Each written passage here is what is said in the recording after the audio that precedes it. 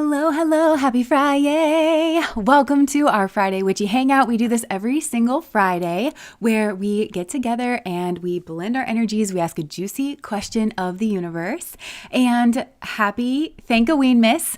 We are in the strange time of the year that will henceforth be known as Thankoween Miss. It is Thanksgiving, Halloween season, Christmas, all kind of blended together. And as promised, I really liked a lot of the suggestions and all of the energies that were coming through. I have a list of like the Halloween topics that for some reason I just didn't feel like I was clicked into like leading up to Halloween, but now that Halloween is over and we're headed towards Thanksgiving and we're in the midst of this Thankoween Miss time period, I feel like doing these like kind of Halloween-y kind of vibe themed readings. So that's what's up with the reading topics. If you're wondering like, why do these feel of a Halloween vibe or like Scorpio season or, I don't know. It's because of this strange energy that I've been in this year around the holiday season. So we're doing what is your enemy up to? And MM said, what'd she say? Like nonsense or something. Yeah, nonsense. They're up to nonsense. So we could really just end the reading there, but we'll probably just peek the lid a little more and see anything else that's coming through. But generally speaking, they're probably up to no good. They're probably up to nonsense. And we're just gonna look into that. So, Popular Loner, thank you so much for the shout outs. I did get my hair cut. Yes, thank you for noticing.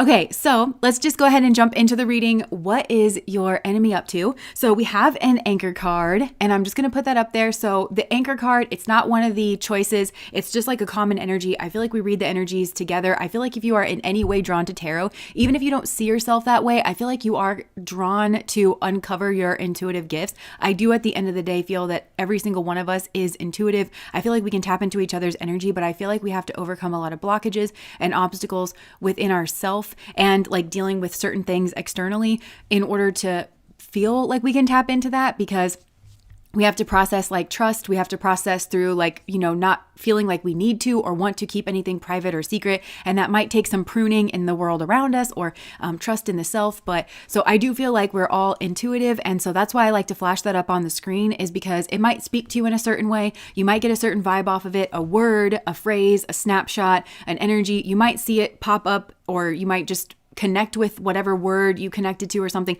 as we're going through your pile, and all that stuff is just worth paying attention to. So the anchor card is the Orphan. And then if you haven't already chosen your pile, now is a good time to do that. These are the piles that you can choose from along the bottom here. So pile number 1 is the Self. Pile number 2 is the Destroyer. How appropriate. Dun, dun, dun. And pile number 3 is Eros. So I'm just going to put those back up on the screen so you can look at however it is that you connect with the energies and be drawn into your piles.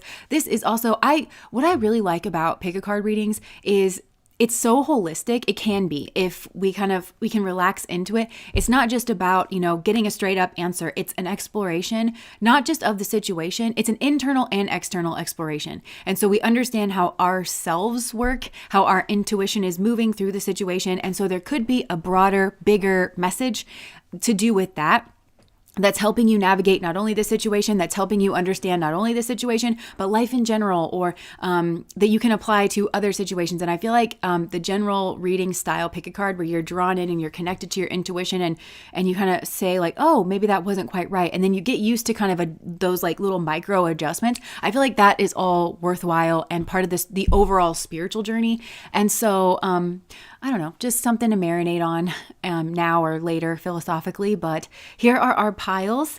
And if you haven't already chosen one, then you can do whatever it is that you do. I like to just take a moment of silence here and allow the energy to drop, break all the rules of the internet, and just be in total and complete silence. Turn the gaze inwards and really connect into the part of you that is beyond ego and any worries that you might have, anything that you've got going on, that you've got a plan for, and just like really allow that for a full moment to just all drop by the wayside. So if you're ready, I'm ready. Let's go ahead and do it.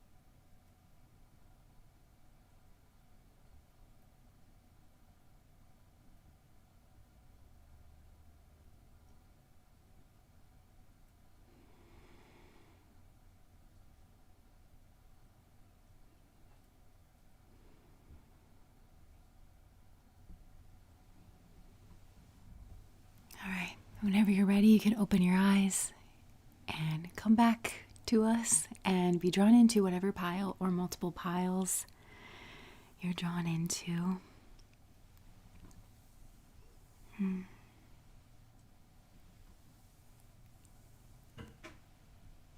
All right.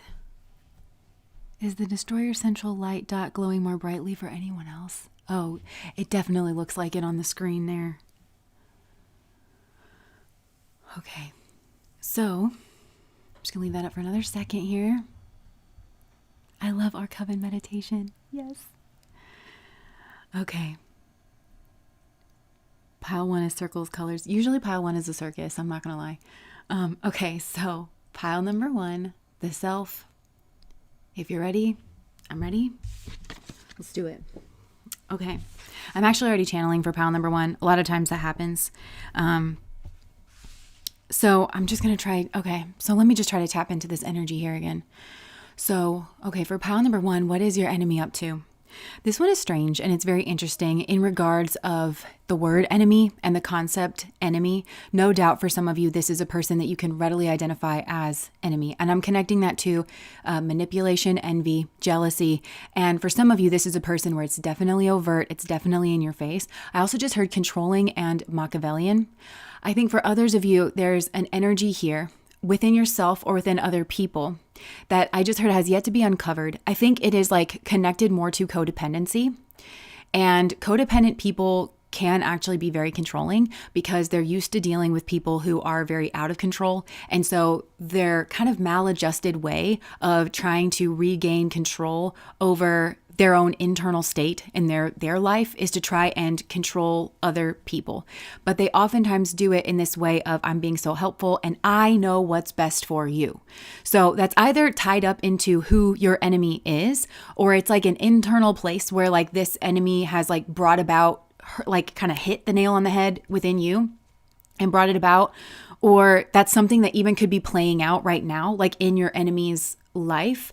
And the word like playing out is really kind of standing out because I feel like there's been a process initiated here, and I'm hearing it is leading to greater enlightenment. And I'm seeing like a drop of water into water and then it like kind of rippling out. And the water that I'm seeing too, I just got goosebumps. It's like so black. It's like goopy kind of black, but it's not. It's water, but it just looks shimmery, kind of like, it's like, it's mystical is like kind of what it looks like. And it's like just kind of, and then I'm just seeing the ripples. I'm just seeing ripple, and but it feels like drop.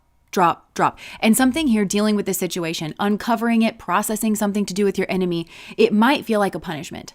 It might feel like some kind of punishment, or like getting blood from a stone, getting some kind of answer, or getting them to acknowledge something or some kind of change. And I do feel that there's maybe some kind of mirroring that this person is dealing with in their life, because I feel like that's how it feels for you, but there may also be some kind of mirroring of a situation that they're having to deal with in their life, because there is this, I'm hearing the word uncovering. And it also feels like, okay, so uncovering, apocalypse, revelation, like those words. I know revelation in the Bible, I think it's the Greek word, or maybe it's an Aramaic word. I think it's the Greek word for revelation or apocalypse. It means like uncovering. So there's something else going on here with this group, and in regards of enemy. And I'm not saying that something like terrible didn't happen here, because for some of you it definitely did, but there's some like level of confusion and convolution, especially with the emotions that are being brought up. I feel like this is true for you. I feel like this is true for your enemy as well. I just feel like the starting point, that like initial drop to kind of push forward the ripples, is at different times. I think for you, especially, I'm hearing the word like victim or victimized. If you were targeted and victimized, or you felt affronted by this, it started earlier for you, but now I think this person's having a realization because something here has been uncovered. Okay, now here's the way that I'm going to describe this, because this pile is very deep. So if you don't do well with like metaphor, or things like that, then this pile is going to annoy you. And maybe that's part and parcel with like your spiritual awakening, or like your spiritual uncovering, because this is like the development of wisdom. This is a processing, process-oriented mindset. That's what this is all bringing about. And that's what's required and needed. It's also developing like gravity and kind of like space internally in order to actually process this. So I'm going to kind of go off on a tangent here. But because I grew up in America, Here's how, okay, I grew up in America, like around like the No Child Left Behind time with like the standardized test taking. And what I was taught in my school is that like a lot of kids on the tests don't actually answer the questions. So my teachers in every single grade really hammered home that whenever you answer those questions on the test, you have to repeat the question in the answer, you know? So what is your enemy up to, right? Your enemy is up to a process unfolding, period. So I answered the question, but then that in and of itself is not where the value is. It's not where the meat is, but I did answer the question, right? So your enemy is having a process that they don't quite understand unfold. And the process can only be understood as a whole. And I feel like there's somewhere in the midst of it, so it won't necessarily make sense to them or possibly to you, unless I back up and I kind of couch things in a certain kind of context. And that's where the value is. And I actually almost want to cry because this feels so deep and it feels so spiritual. And the way that I want to connect this, okay, because this is kind of coming in and I was kind of connecting to it in the meditation. So it's kind of connecting in with the story of Shiva, which if you guys watch my channel, you know I love Shiva. And I feel that Shiva like has helped me, like almost reached his hand into my timeline to assist me. I feel like, and Shiva to me is like that God energy, however you relate to it. It's like Father God energy. So I do feel it's that kind of energy that's like at play here. And I'm hearing like, I'm sorry. Like, I know it hurts, but it's like, there's something here that like had to occur. And I feel like it parallels with Shiva's story on your personal timeline. And I don't know which role you feel that you've played in this situation with your enemy here. And I'm not being chastising with that. Okay. I just feel like there's something else happening like on the backdrop of this, but I don't know which role that you played, or possibly you can see yourself in multiple roles in like different situations in your life. But what I'm connecting this to is, okay, so like the story of Shiva, I'm going to mess this up because I don't know it entirely well, but so Shiva was this like black goo, like that was just kind of out in the ethers or whatever happened before time existed and before like earth, right? And just existed, but was completely whole in like, I'm going to say himself, right? So he was completely whole in himself and was like always in this state of meditation and like just contained like, you know, everything. Well, there's other like gods and goddesses that were around and they wanted like basically like the dance of creation. They were bored and they were like waiting for some reason for Shiva to, I don't know, Brahma wants to like start creation. So was like chomping at the bit to kind of like do that. But everybody was kind of like waiting on like this like kind of Shiva energy. Well, Kama, which is the god of desire. And I feel like desire is and craving is like part of this equation, gets bored and shoots its arrow. You can kind of think of this as like Cupid energy, shoots its arrow of desire, its arrow of passion right into the center of Shiva, right into Shiva's heart. And it stirred Shiva, and Shiva's third eye opened and immediately killed Kama. But that was kind of like the spark of like the universe that was kind of like coming about. And when I first heard this story, I was kind of like in a meditation state, like, and I think I just like kind of connected to it, like just now, just then. And I was like, oh my gosh, that's the energy of grape. And all of a sudden because I wrestle a lot, like with confusing energies of like, okay, Earth is a school and stuff, but it doesn't feel like a lot of nice things happen here. And yet we're like kind of meant to learn it. And I've heard in spiritual circles and like just kind of exploring theology in different spaces with different people, right? That it's, okay, well, God loves you, you know, and we do like learn through suffering. Suffering makes us very introspective and ask these questions about like why and things like that. But I never can entirely get over it. Of like some of the stuff that happens here, I find it to be like reprehensible. And then it's like, oh my gosh, like in that moment when I learned about that being kind of like the spark, I was like, oh my gosh, it's like we're all, I could just see in like my life and by the people that I know and like the things that I see, this trauma of grape kind of like playing out everywhere. Not the energy of it, not necessarily like the exact thing of it, but like the energy of it, of feeling like Shiva, feeling like, oh, I was minding my own business. I didn't want to do something here. And then all of a sudden you just decide that that's what you want. You shoot an arrow at me into my heart, my most sensitive place, something that I love, something that I cherish, something that I care for about myself. And, you know, and you just take it upon yourself. And yes, like got destroyed in the process, but like the violation of that, you know? And so I feel like something has gone on here with your enemy where it feels like that. And notice like the heart energy in the self, and also like see the black of like this person, that like kind of black amorphous like goo that's like very, I don't know, it's like giving me goosebumps, but like just like mystical goosebumps of like, whoa, like, you know, that kind of thing. Like, so I feel like that's what's essentially going on for you and for like this other person, because heart energy has been pierced here. And I think that whoever was victimized, genuinely victimized, they had some kind of outside person act upon them in an impulsive way based on their own desire, based on their own craving. And this is where we're kind of pulling apart craving and actual love. And so I feel like that's what like is being grappled with here, because whoever had that happen, and it felt something here felt just like violating. And it either happened between the two of you, you and your enemy, or it happened like, I want to say second or third hand. But even if it happened second or third hand, where that kind of violation or happened more first person, which I'm kind of getting maybe played out with your parents or something like that, there's a level of this intrusion is what I want to say. A level of this violation and intrusion that is going on. It's rippling out, right? And with the rippling, right? Because with a ripple, it hits right the center, and then it ripples out, which is kind of entropy. It kind of gets less and less, but it's still a ripple, and until it kind of dissipates. That's what I'm getting, is like that's still very much playing out. Emily, thank you so much for the super chat. This resonates so deeply. I feel like this would resonate on a deep level. For those of you that are drawn in here to this, is what I'm getting. There is something here about black and yellow as well. And my hair is kind of like darker than usual because she like revived it. And then like I wore this yellow shirt. There's something about black and yellow, but I want to like get that to the side here. So like I said, somebody here was like, I just heard shot through the heart and you're to blame, honey, you give love a bad name. So, yeah. So as I meditated on that, I just want to kind of close out this like Shiva thing. As I was meditating on that, because, oh yeah. Okay, wait, I just heard Home by Daughtry. Oh, I don't regret this life I chose for me. I think you got me all wrong. These places and these faces are getting old. Ooh, I just got goosebumps. That was like Shiva just coming through, and it's like, I don't regret it. Like, I don't regret this life that I chose for me, because it seems like beneath the surface, even though that's like on one level what happened, that Shiva, God energy, and again, I've explored this through like Christian thought. I've heard people kind of saying that, is that there's a deeper desire for awakening, for enlightenment, that Shiva himself was enlightened, but then like, I've heard this is the ultimate love of God, is that for each one of Shiva's little cells, little particles, that's like all of us, to be each in and of ourselves become enlightened.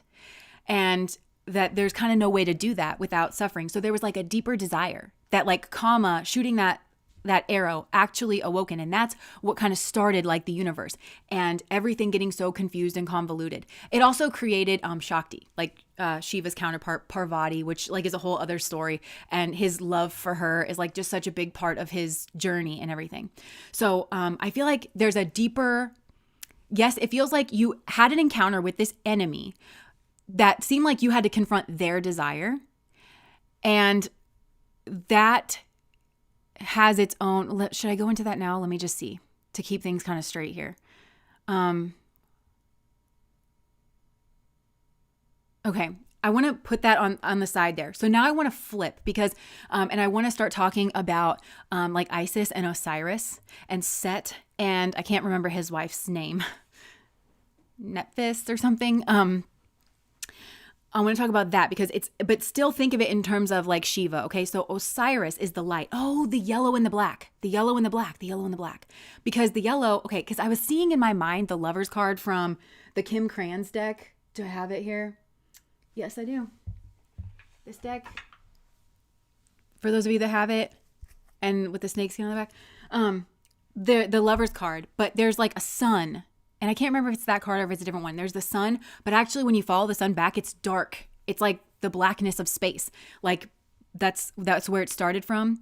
So there's a contrast between the light and the shadow. Wherever you have light, it casts shadow. And this is like, I'm hearing the development of wisdom, but also it's like, they say every development of wisdom starts by comparing and contrasting opposites. And this is kind of a part and parcel with the process that I feel like was awakened here. So think about Shiva as this like kind of Osiris energy is like what I'm getting. Osiris is like kind of the energy of like wanting to be as best you can be, wanting to be perfect. And I'm seeing this as a masculine entity and as like a masculine impulse. And I do feel like there's a masculine here.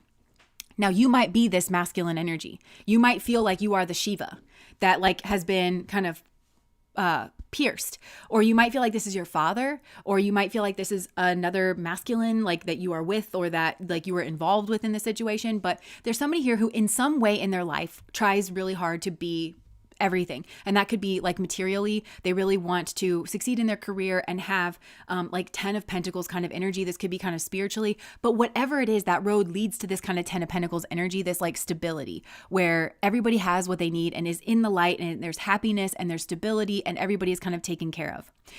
But within that, I'm seeing the Set energy, because if you know the story of Osiris and his twin brother Set, Set is of the darkness. So where Osiris rules over things that grow and like things that are in the light, Set rules over the darkness and things that do not grow. But Set has his purpose, and it's strongly intertwined with the Nile, and there's certain things that like only Set can do, but it's not of this like Empress energy where everything can grow.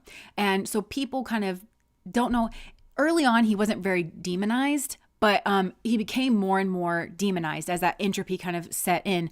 But it creates this kind of envy and jealousy of, well, you seem to have everything over here and like I don't have that. And Set's wife sets about to basically grape Osiris. There we have a reference again of this violation energy. She pretends to be Isis in order to have a baby with Osiris. And that's her way of trying to take that 10 of Pentacles energy. It's not fair. I'm envious. I'm jealous. I want that for myself. And Isis, being as loving as she is, actually that created a child, Anubis, very powerful energy. Isis loves Anubis as if he was her own, views the child as being innocent and things like that. But obviously it creates this like whole warped dynamic. And also, no one ever asks this, but Osiris must feel terrible because he was raped. But because he's like a man, nobody ever talks about it in those kinds of terms. And he was raped by trickery, by foolery of like pretending to be Isis. And so what I'm seeing is like Shiva being in that like Osiris kind of consciousness. And I'm seeing him look at his enemies in this situation. This is the love of God, okay? Like for humans to have this, you're going to hurt yourself if you don't process through. Like there's something here to do with an enemy, right? And he feels like what Shiva is like kind of showing me is that he feels one with the envy. He's saying, I feel one with that person's enemy because of me and my, like in my striving to be the sun, you know, to be the light, to be good and to be truthful and to be stable and to be skillful and to be successful. And I've built this, and that's what I intended, is what I'm hearing. That's what I intended. I intended to build that for my wife and my family, and I wanted to take care of them, but I didn't realize the shadow I was casting. The shadow I was casting to those who didn't have any. And of course, like there's so much empathy here. Of course, that brings out their jealousy and their envy, because he's showing me like his kind of big compound of like living in what he's built for himself. He built that house because he has the skills to do it and blah, blah. And he's so proud of that he didn't see like over there. I'm seeing like that kind of Set's wife energy with the child that she kind of beget in this kind of fashion, like in the woods. And then I'm seeing that marinade. And I'm seeing this kind of in the child, you know, you know, the way that the mother must be spinning tales to make sense of what she did, not just for herself and her own psyche, but like for the child, you know, and well, because like your dad, like, and all the animosity that must be like, you know, like kind of brought up with that, like, you know, he has everything, he gives everything to his kids and his over there, and we're left with nothing. And it's all like, it feels kind of controlling. Well, he should have done this or he should have done that. And there's kind of not a lot of self-reflection of, well, maybe I shouldn't have done this or that. And, you know, and I'm seeing this Shiva energy trying to love this child, but also trying to grapple with the violation that has taken place and the emotional violation, and also trying to keep with the original desire. Okay. And that word desire is coming back up. And he's just saying, I feel, compassion, and I feel at one with it. It is one and the same. And so my view of my enemy in this situation is something different. So I feel like this is the kind of energy that's playing out like in this situation where there's such a kerfuffle of emotions here. Regardless of where you sit in this kind of situation, I do feel like this is something that, again, like that ripple, it like plays out and out and out and out and out emotionally, like on some level. And I don't know what the violation was here, because for some of you, it could have been like your heart, like where somebody took something from you that was precious, like an expression of your creativity or something that you had worked like really, really hard for. And they had a desire, right? Because it's this karma energy, that desire energy that shoots the arrow right into Shiva's heart and says, it doesn't matter what you want. And so again, remember I was saying at the beginning, this whole enemy situation on a deeper level, this pile truly is for like spiritual seekers, because we're not talking about this on like the, you would sense that this is the energy that moves beneath a very mundane situation. And you would have to be able to get around whatever narrative like is kind of going on here in order to understand this. And there's just kind of no getting around it. But there are certain souls that have called this in, like this level of understanding, which is wildly hopeful. Like hopeful is what I said. It sounded like I said helpful, but, so this situation of enemy is kind of like seeing the enemy as yourself is what I'm getting, like almost empathizing with that. Like it doesn't make it right, because this isn't right, but it's like, seeing, like empathizing with, like, of course you felt that way. Like, I didn't mean to make you feel that way. I was focused on myself, because that sun energy really is, it's the self philosophy. It's the fulfillment of self. I was focusing on myself, and in doing so, I cast a shadow that I didn't even realize that I was casting. I don't feel necessarily responsible for your situation, because it was your situation in some way. It was also born of my victimization and like my, feeling violated. But the way that this could play out on a human scale is, you came across somebody who had a wound that you didn't understand, a family wound where they didn't feel like they were not the favorite child. You know, they were a child that their talents and stuff was like over, because I'm getting that there was like a child that is in some way connected with love energy, born of love, and a child born of desire. And that's what this is about. It's about pulling apart love and desire, because desire is inherently selfish, and desire is the kind of energy that is single-minded. And it's very short-sighted. And so I feel like somebody here loosed an arrow that they didn't understand. And it was the arrow of desire. And that desirous energy of, I want something for myself. You know, I want that 10 of Pentacles. I want this. And it's kind of devil energy where it's like, so I'm just going to take it. They might not subconsciously even like understand. They got destroyed, I feel like, in that process too. And so maybe that's the answer to this question for some of you with your enemy. They got destroyed in the process, but what got destroyed? Their ego. I'm just seeing a phoenix energy, like they're just phoenixing. Yes, the old version of them is being purified in this kind of fire, but this is a call that's being answered on a deeper level for some kind of spiritual enlightenment, or this is a fast spiritual level up that's happened via the destruction here. And the grappling with, I think, being violated and being struck right in the heart, just right in such a sensitive place. And that is for both victim and persecutor. That is for both the person that got strucketh, you know, and that initiated a process of, and I do just want to say, because for some of you, you might be asking about this person that you yourself strucketh an arrow into their heart. They were just minding their own business, but there was something about them that just drew you in. It was a power. They seemed very self-contained. You knew that they were going someplace, or that was, it seemed like the answer to all your questions, or to all of your cravings. You know, like you knew that person was going to have the 10 of Pentacles, and you decided that you were sick of waiting for that person, or you were tired of, you know, you wanted them to notice you, or you were going to force the hand. Now, this is either you, or this was like your parents, or this is something playing out. Like, and I do just want to say, I feel like there's like maybe a gendered quality to this. Somehow you're wrapped up in this. Even if this isn't direct, like you're not directly one of these people that were involved, somehow you're on the side, because there's a lesson here that, I'm hearing that from Home by Daughtry. Be careful what you wish for. Be careful what you desire, right? Be careful what you wish for, because you just might get it all. You just might get it all. And then some you don't want. And that's what I'm saying, is there's this desire energy is not the same as love. It's very schmegdual, it's very craving, but it's very me-focused, it's very short-sighted, and it doesn't consider how this is going to affect other people. So when Kama loosens his bow and shoots that arrow of desire right into the middle of Shiva and thinks, well, we all want this to get going, and that'll do that. But now you've got this energy like kind of grappling with shame and grief, and that's all playing out in the world around. But I do feel that Shiva, God energy, had this deeper desire to, again, like enlighten all of the little particles and enlighten the world around him. And that was what was playing out. And that's where we have like the God energy and the adversary energy. Devil is known as adversary, and how it's both God, and how there can be this almost sadistic impulse of like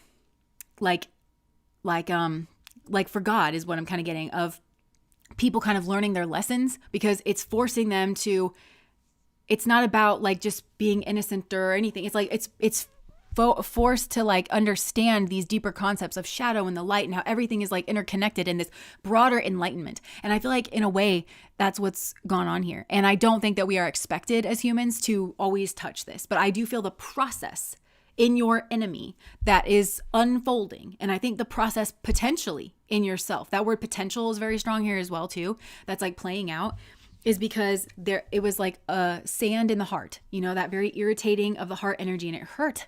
Something here just like hurt, but it created this pearl of wisdom is what I'm getting. And then that pearl of wisdom is radiating outwards. And it's something about the self, but also this feels like no self to me. Like with that, again, like the black goo in there, like it feels like self, but like also no self. It feels like having a genuine understanding of like there was a desire or an impulse kind of deeper than me, but it feels like not the opposite of devil energy here. And devil energy, if you're new here, the way that I use devil energy, the way that I relate to it, it's a very impulsive energy, but it's doing the short term thing at the expense of the long term, or again, it's that short-sighted energy of not considering the repercussions. And so I do feel like some level of that has gone on.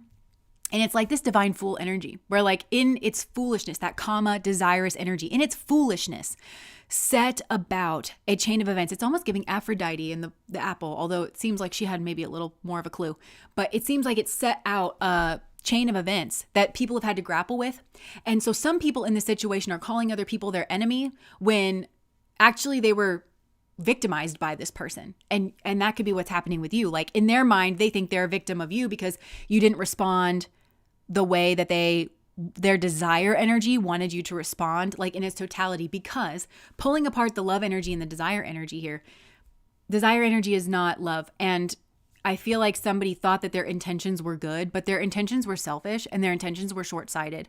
And their desirous energy was actually in some way conflicted with your desire energy. I want to say the desire energies are conflicted. And I feel like that would be kind of a kernel of what you think that makes this person your enemy. That's what makes this person your enemy. But in a weird way, it's what makes them your ultimate ally, because this is the sand that got into the heart energy.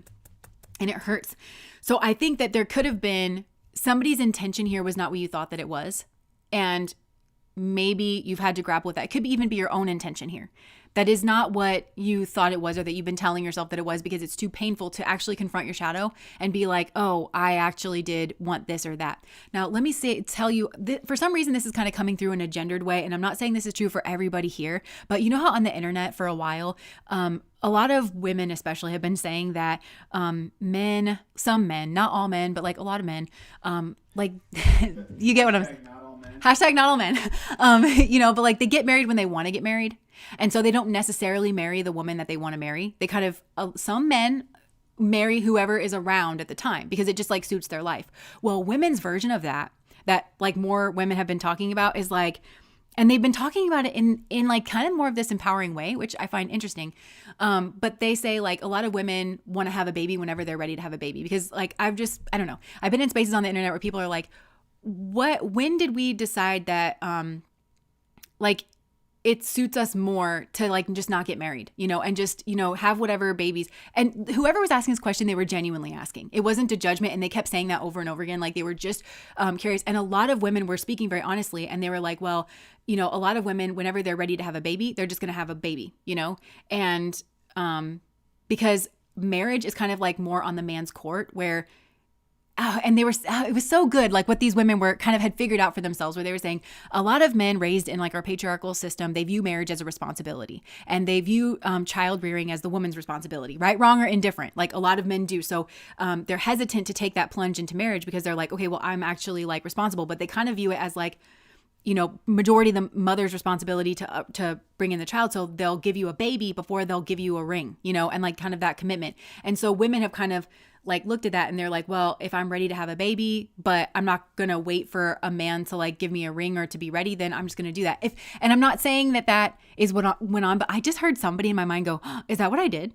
Like, like, was I ready to have a baby? And I just was like, well, you'll do, or something like that. Like I feel like there's desire energies that don't exactly like tie up here. And it might have to do with baby, sex, marriage, and why two people are drawn to each other and why they're involved. It also could be here that like whatever went on in this like desires energy shadowed like your ego, but also potentially somebody else's ego as well, because you thought that someone's desire towards you was rooted in one thing, but it was actually rooted in another. So it could be like if there was some kind of an affair here, for instance, like, I feel like I don't know, like the woman, for instance, could be a person where she's like, I'm the type of person that you marry, and she knows that, but this guy doesn't want to blow up his family or whatever. And so he just has a desire towards her, and he's not really thinking about how there's no empathy there, right? He's not thinking about how that's going to affect his wife or how it would affect this woman that he's treating in this way.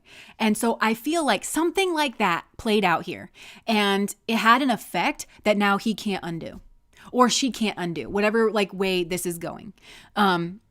Because love would have bridged the gap here in these conflicting desires of, okay, well, I just want to sleep with you. I don't want to have a commitment. I want to be able to it also could be,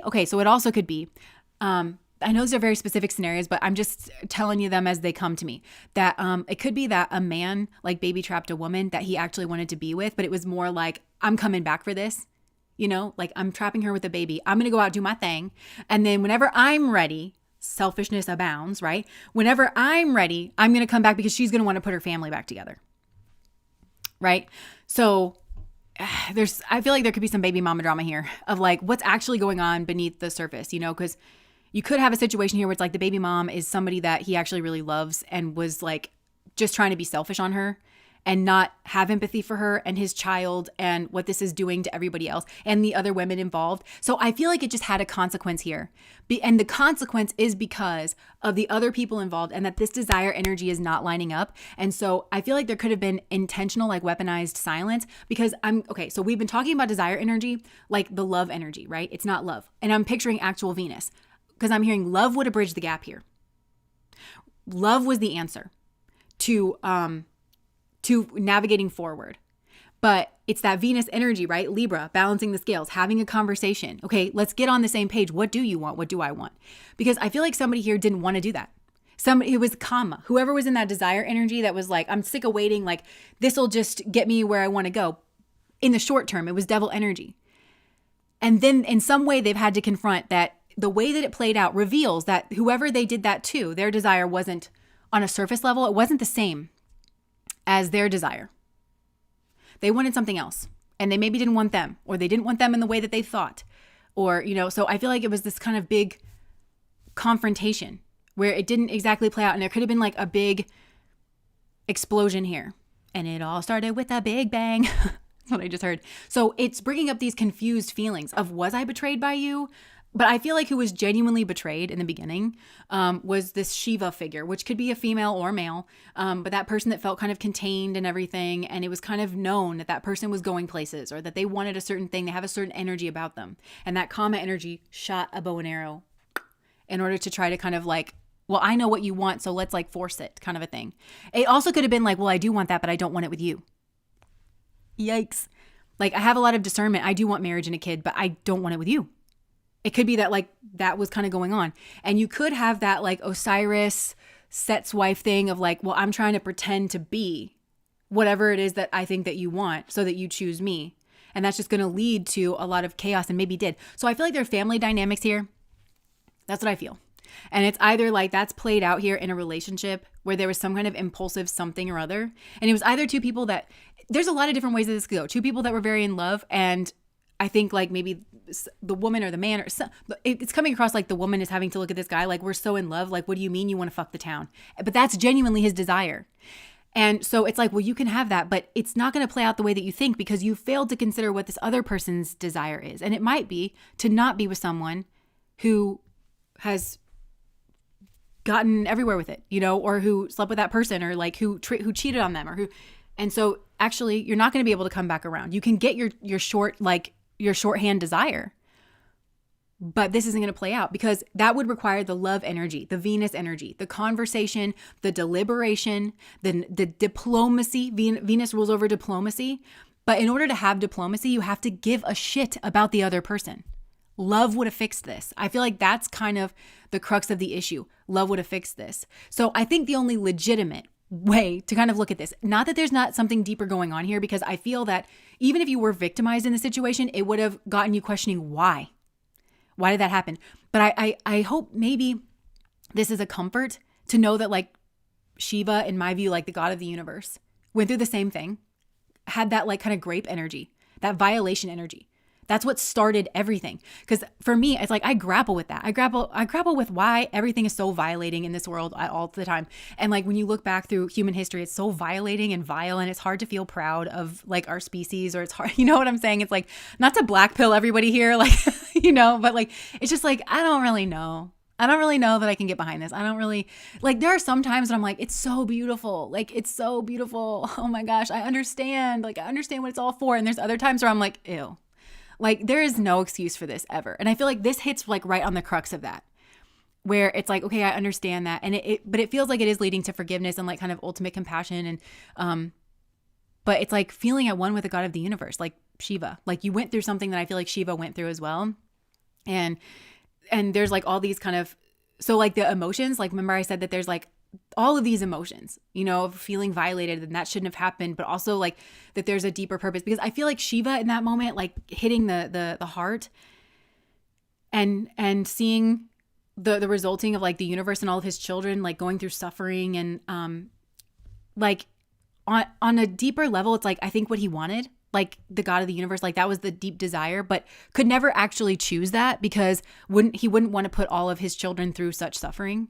So in a way, Kama did like a favor by coming in from the outside. And then you have to ask like, okay, so was Shiva manifesting that on some like level? It gets like kind of deeper, And I will just say, this is why I shy away from a lot of gurus, like Indian gurus, because when you start to get into their teachings, some of it can be so profound. And then when it gets to women and what goes on with Schmegs, it's trash. It's utter trash. Like the things that they say about like, that on some level, like that had to be, no.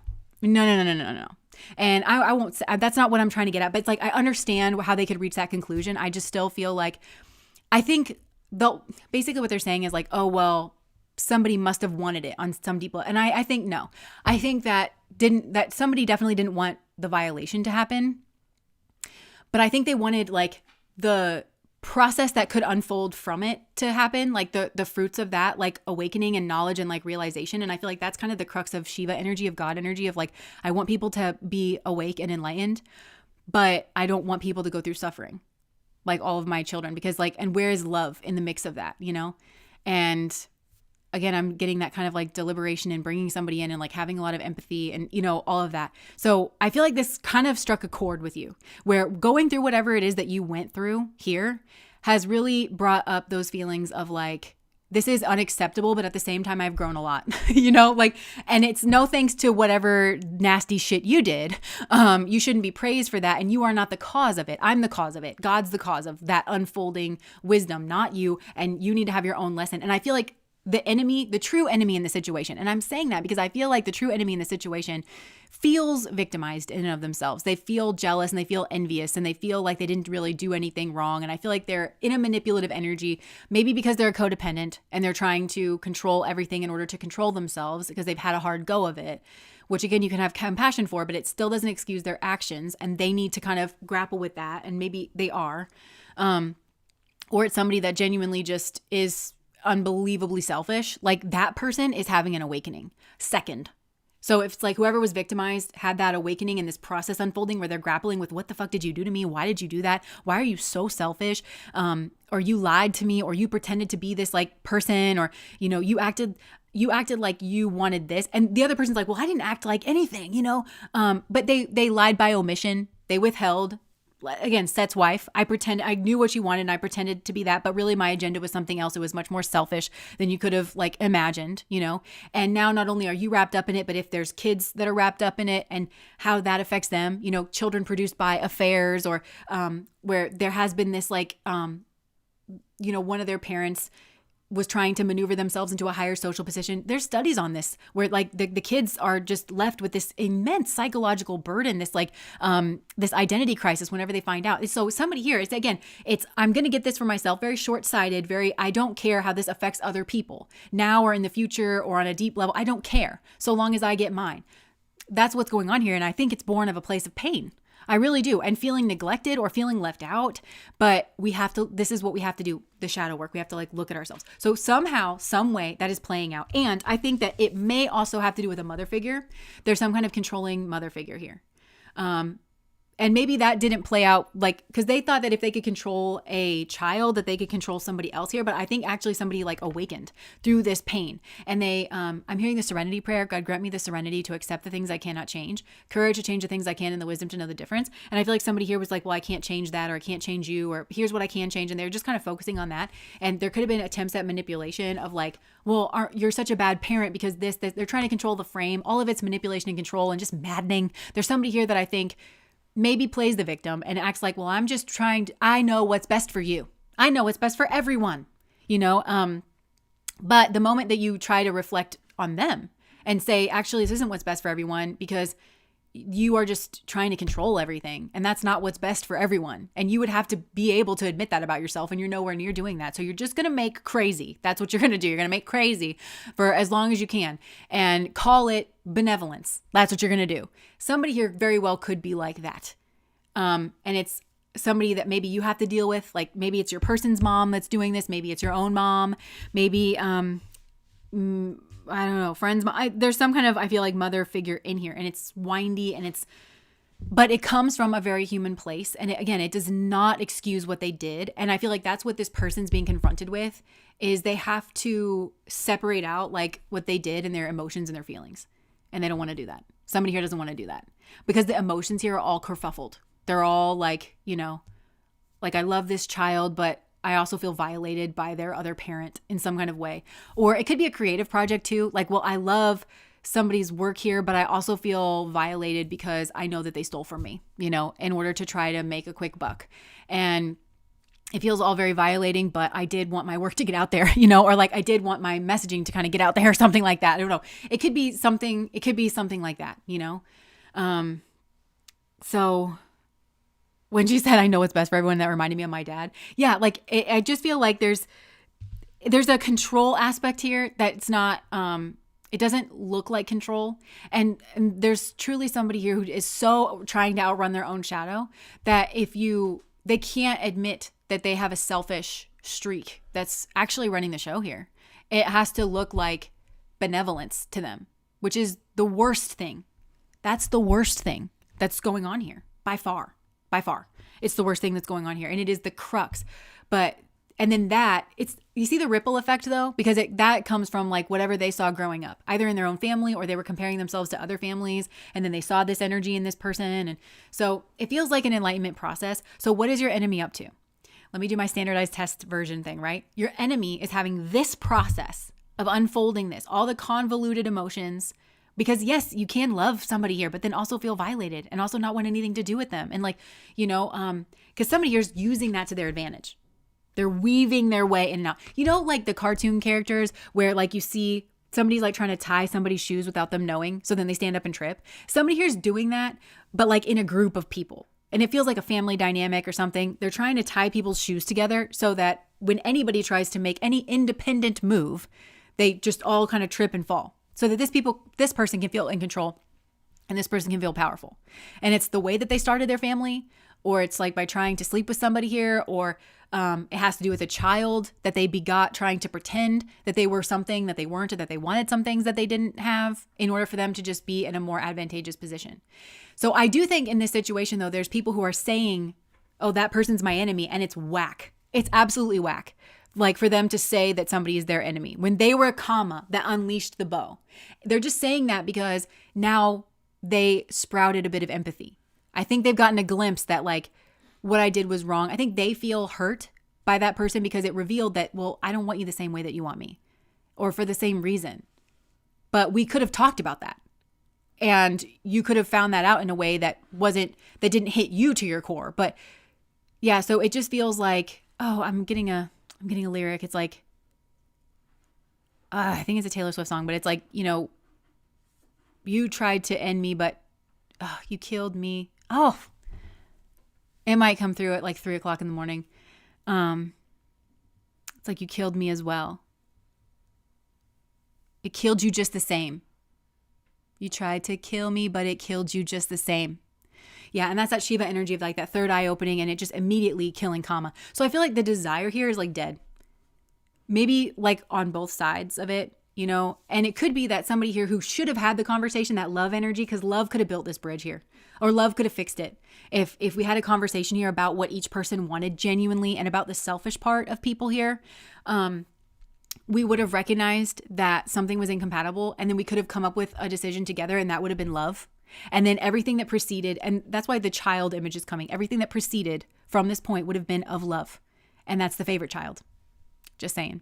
That's like the child that grows up in the 10 of Pentacles. Like, so everything born of here would have been purified in love.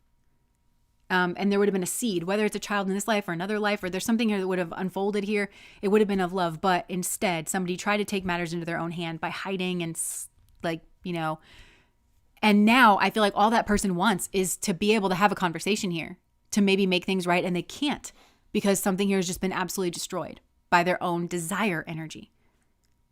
And I'm getting this kind of, I'm going to think about this later, like really process it. But it's like the desire energy is kind of, they're showing me that's kind of the same energy as that kind of grape energy, where it's selfish and it's single-minded, and it doesn't think about, it just thinks this will solve my problem in the moment, or this will get me where, but actually it's just very selfish. Like, you're not considering that other person and what their desires might be, or how this would affect, because there's just a way that this is going to unfold that absolutely could have been seen beforehand. If there was respect, if there was a conversation. I think that's what hurts the most. Yeah, and I just heard a Rascal Flatts song. It's like, what hurts the most was being so close. What hurts the most, yeah, was being so close. So it's like, it was so close to something, right? Like, to being so close to having the conversation. What hurts the most was being so close to having the conversation, and instead you chose to not have it. And that's what hurt, you know? Or what hurts the most is that we were so close and you stabbed me in the back. You took matters into your own hands and you did me the way that you did me. That's what hurts the most. And so it feels like at this point, a conversation is just off the table here. And the best that can happen is like, there's like a processing and a purifying and a real recognizing who is who, like recognizing of the real self, but having to do with the shadow self, and getting and having acceptance and coming to a kind of self forgiveness. And I'm hearing myself say in another reading, and it might have been last live stream, where it was like, for me, forgiveness is like, I have to just try to understand you, you know, and why you did what you did. And then I have to kind of investigate that. And then I can kind of like understand the humanity of it, but it still never makes what you did okay. You know, like, that's not forgiveness for me. Forgiveness is when you tell me you also understand that what you did was absolutely not okay. Then I can kind of let go of it and we can move on. But we are both going to come to an agreement that the actions here were under no circumstances acceptable. You might understand why you did it, but if you are just going to try to shove that in my face, well, no, I did this, or well, I felt, or well, you did. No, I'm not having that conversation, and I don't give a shit. And it's not okay between us. If that's like what you're going to be putting forward, you're going to start and end your sentence with, this was absolutely under no circumstances of what I was feeling on the inside or not. The fact that I couldn't have just a blatant conversation with you will never be okay. That will never be okay. There is never an excuse for that. And from that point of understanding, where you say that every 3 seconds, as you want to explain your emotions, you say that every 3 seconds, and it doesn't make it okay, right? Say it every 3 fucking seconds. And then we can kind of work through it together. But you have to realize that I was victimized in this situation, and genuinely victimized in this situation. And that you felt like you were victimized because you are so selfish that you actually thought that, period. Right? And then I can understand where you came from. And I can see the humanness of it. And that I can hold and I can forgive. The actions, however, were then, are now, will forever be wrong. That's not up for debate. That's what's not up for debate. You're never going to get the check from me that says, oh, you're excused. That's totally fine. No, I can understand the humanness behind it and the wrongness of it at the same time. So there's like a big kerfuffle here when it comes to enemy stuff. So Emily, thank you so much for the super chats today. Beautiful and super healing reading. Thank you. Okay, so this was definitely a confusing reading because we went a step below and or like a step above. I guess you could view it either way. And it's this processing, this feeling of like there being love and confusion and violation. I think like all kind of wrapped up in one, and understanding the oneness of it. And for me, that's through like Shiva. It's through like ultimate reality. It's through God. It's through like understanding life itself. That's what I feel like is going on here. There's like a higher it's funny because it's a deeper understanding, but a higher understanding. And I'm hearing that Carl Jung quote that's like, for a tree's branches to reach all the way up to heaven, its roots must reach down to hell. So that it's like grounded in it. You can like reach so high. So it's like you have to go deeper, deeper, deeper, which is being honest with yourself about your own shadow. And there's somebody here, and it's I would wager to guess that it's a codependent here.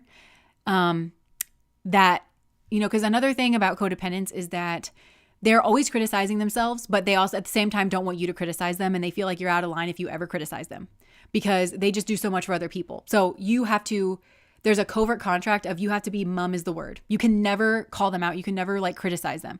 And they've done something wrong here. And so I feel like you're just never going to get anywhere. Like if somebody can't just hold space for the fact that, you know, I don't know, there was like hurt here. But I feel like it's whoever was the comma that is Delulu if they're calling themselves a victim, and they might well feel victimized because they felt so much desire in some capacity for this other person, you know? But that person who unleashed their arrow and they hit somebody right in the heart, they took something that was so precious from them, something that was like right to the heart of who they thought they were, which is like the self, right? And I think somebody had to realize, well, that's not who I really am. I'm this deeper energy. So it does kind of come through to this like higher understanding, but not because somebody decided to be an asshole. That's not the person that's responsible. It's like God's responsible. You're responsible for your own like healing in this situation. And that's like kind of getting all convoluted as well. The actions here will never be okay. Will never be okay. Even if it was kind of bringing something else like through. And again, I feel like that karma energy, desire energy got deaded or will get deaded like here in the process. And it could be where somebody's like, I just don't want anything from you. Yeah, I wanted something, you wanted something, and now I don't want anything from you because fuck you, you know? So, okay, that was confusing. There's no way I can make it less confusing, try as I might. There's a process unfolding here. It is a spiritual process. And the spiritual processes here, they are intentionally too big to fit into words and sentences. Intentionally. They have to be lived, to be understood. They have to be embodied. So the best I can do here, or anybody can do for you, is to be the finger pointing to the moon. So I'm just saying, please don't criticize me for not being able to sum up all of the wisdom and secrets of the universe in a reading. That's way out of line, but people will still do it in the comment section. Like, well, this was very confusing. Yes, welcome to spirituality. Question mark. Like, it's confusing. We're all working through it together. We're doing our best. Some things are going to hit, some things are not. You're going to, you know, sometimes we have to kind of grapple around and like pull it together, but that's the point. The point is the journey in this first pile.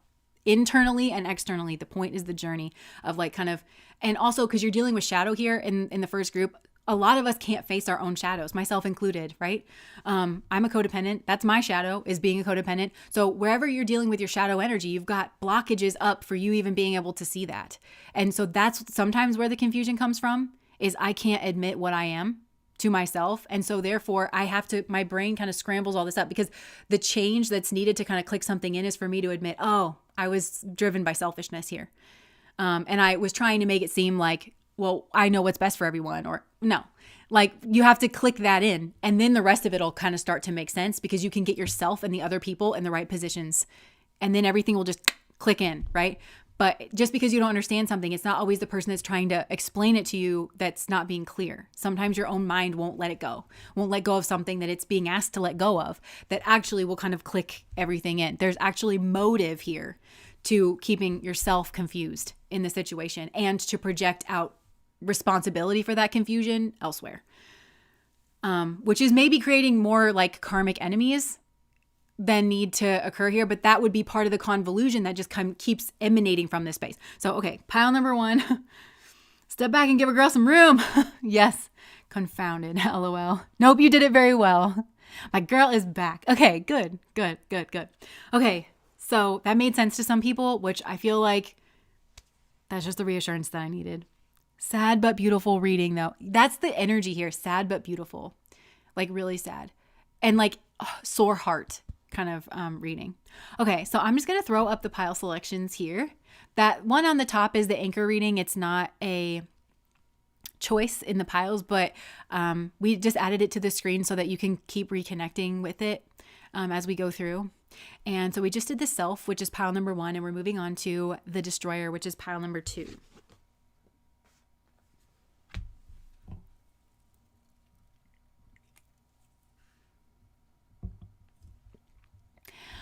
Marina Mar just said, but I think I was meant to understand the divine masculine energy and I wasn't able to find it outside of me, so I had to find it within. So beautiful.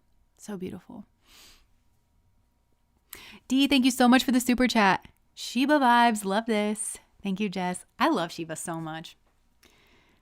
Like, just naturally, too. Like, I was thinking about that this morning, too, where it just feels like kind of, I'm just such a Shivite, but like, I didn't set out to be. And it was just kind of like something uncovered in me, you know? And that could be kind of a similar energy. Sama beautiful. I hope they get better. It makes sense to everyone who needs it. Yes. And it's good time. All in good time. Okay. I'm just going to take another second here. Compassion.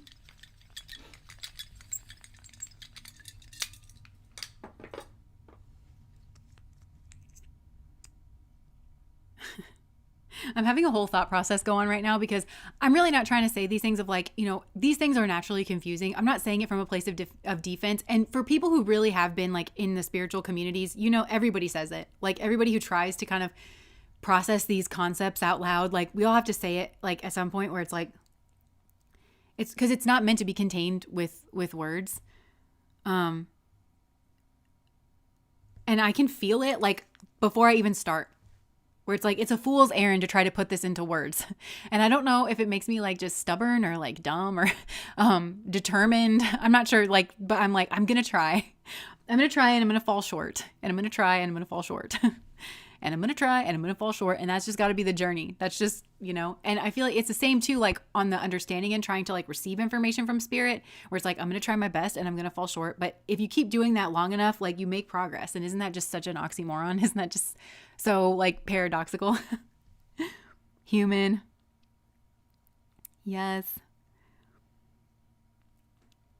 Oh yeah. I think sometimes you're just supposed to show us the thread and it's on us to follow where it leads. So beautifully said. Yes.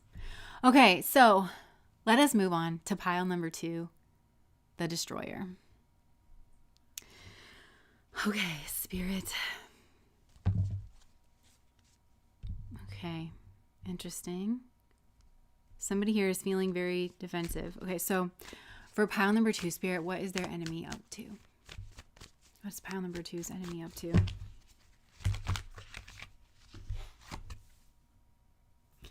Queen of Wands, 3 of Swords, Daughter of Swords.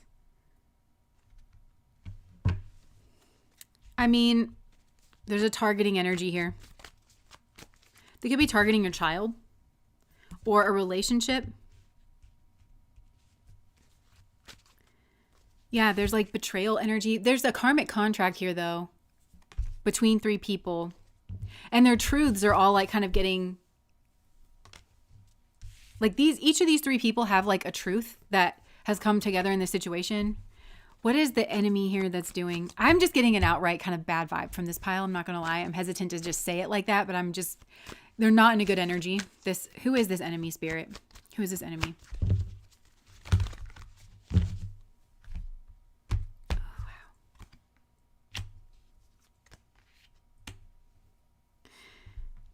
Okay, I really don't like this energy.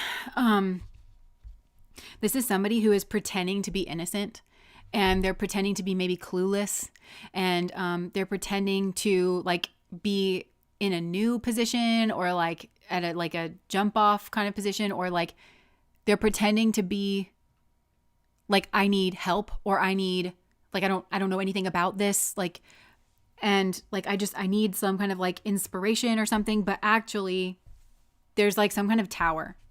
I think whoever this is, they're trying to they're trying to make somebody here come to their own conclusion. And it might be multiple people, because this is a very like slippery kind of person.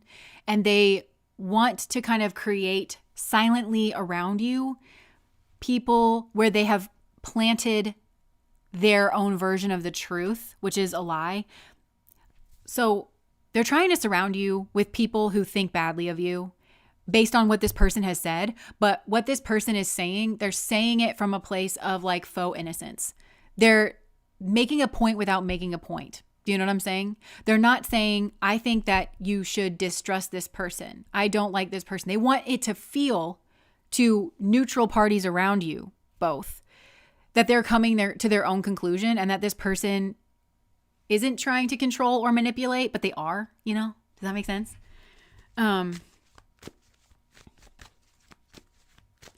Oh yeah, Serenity said, before you started pile 2, I thought the perpetrator in pile 2 has something up their sleeve. They definitely do. This is like a conniving kind of energy.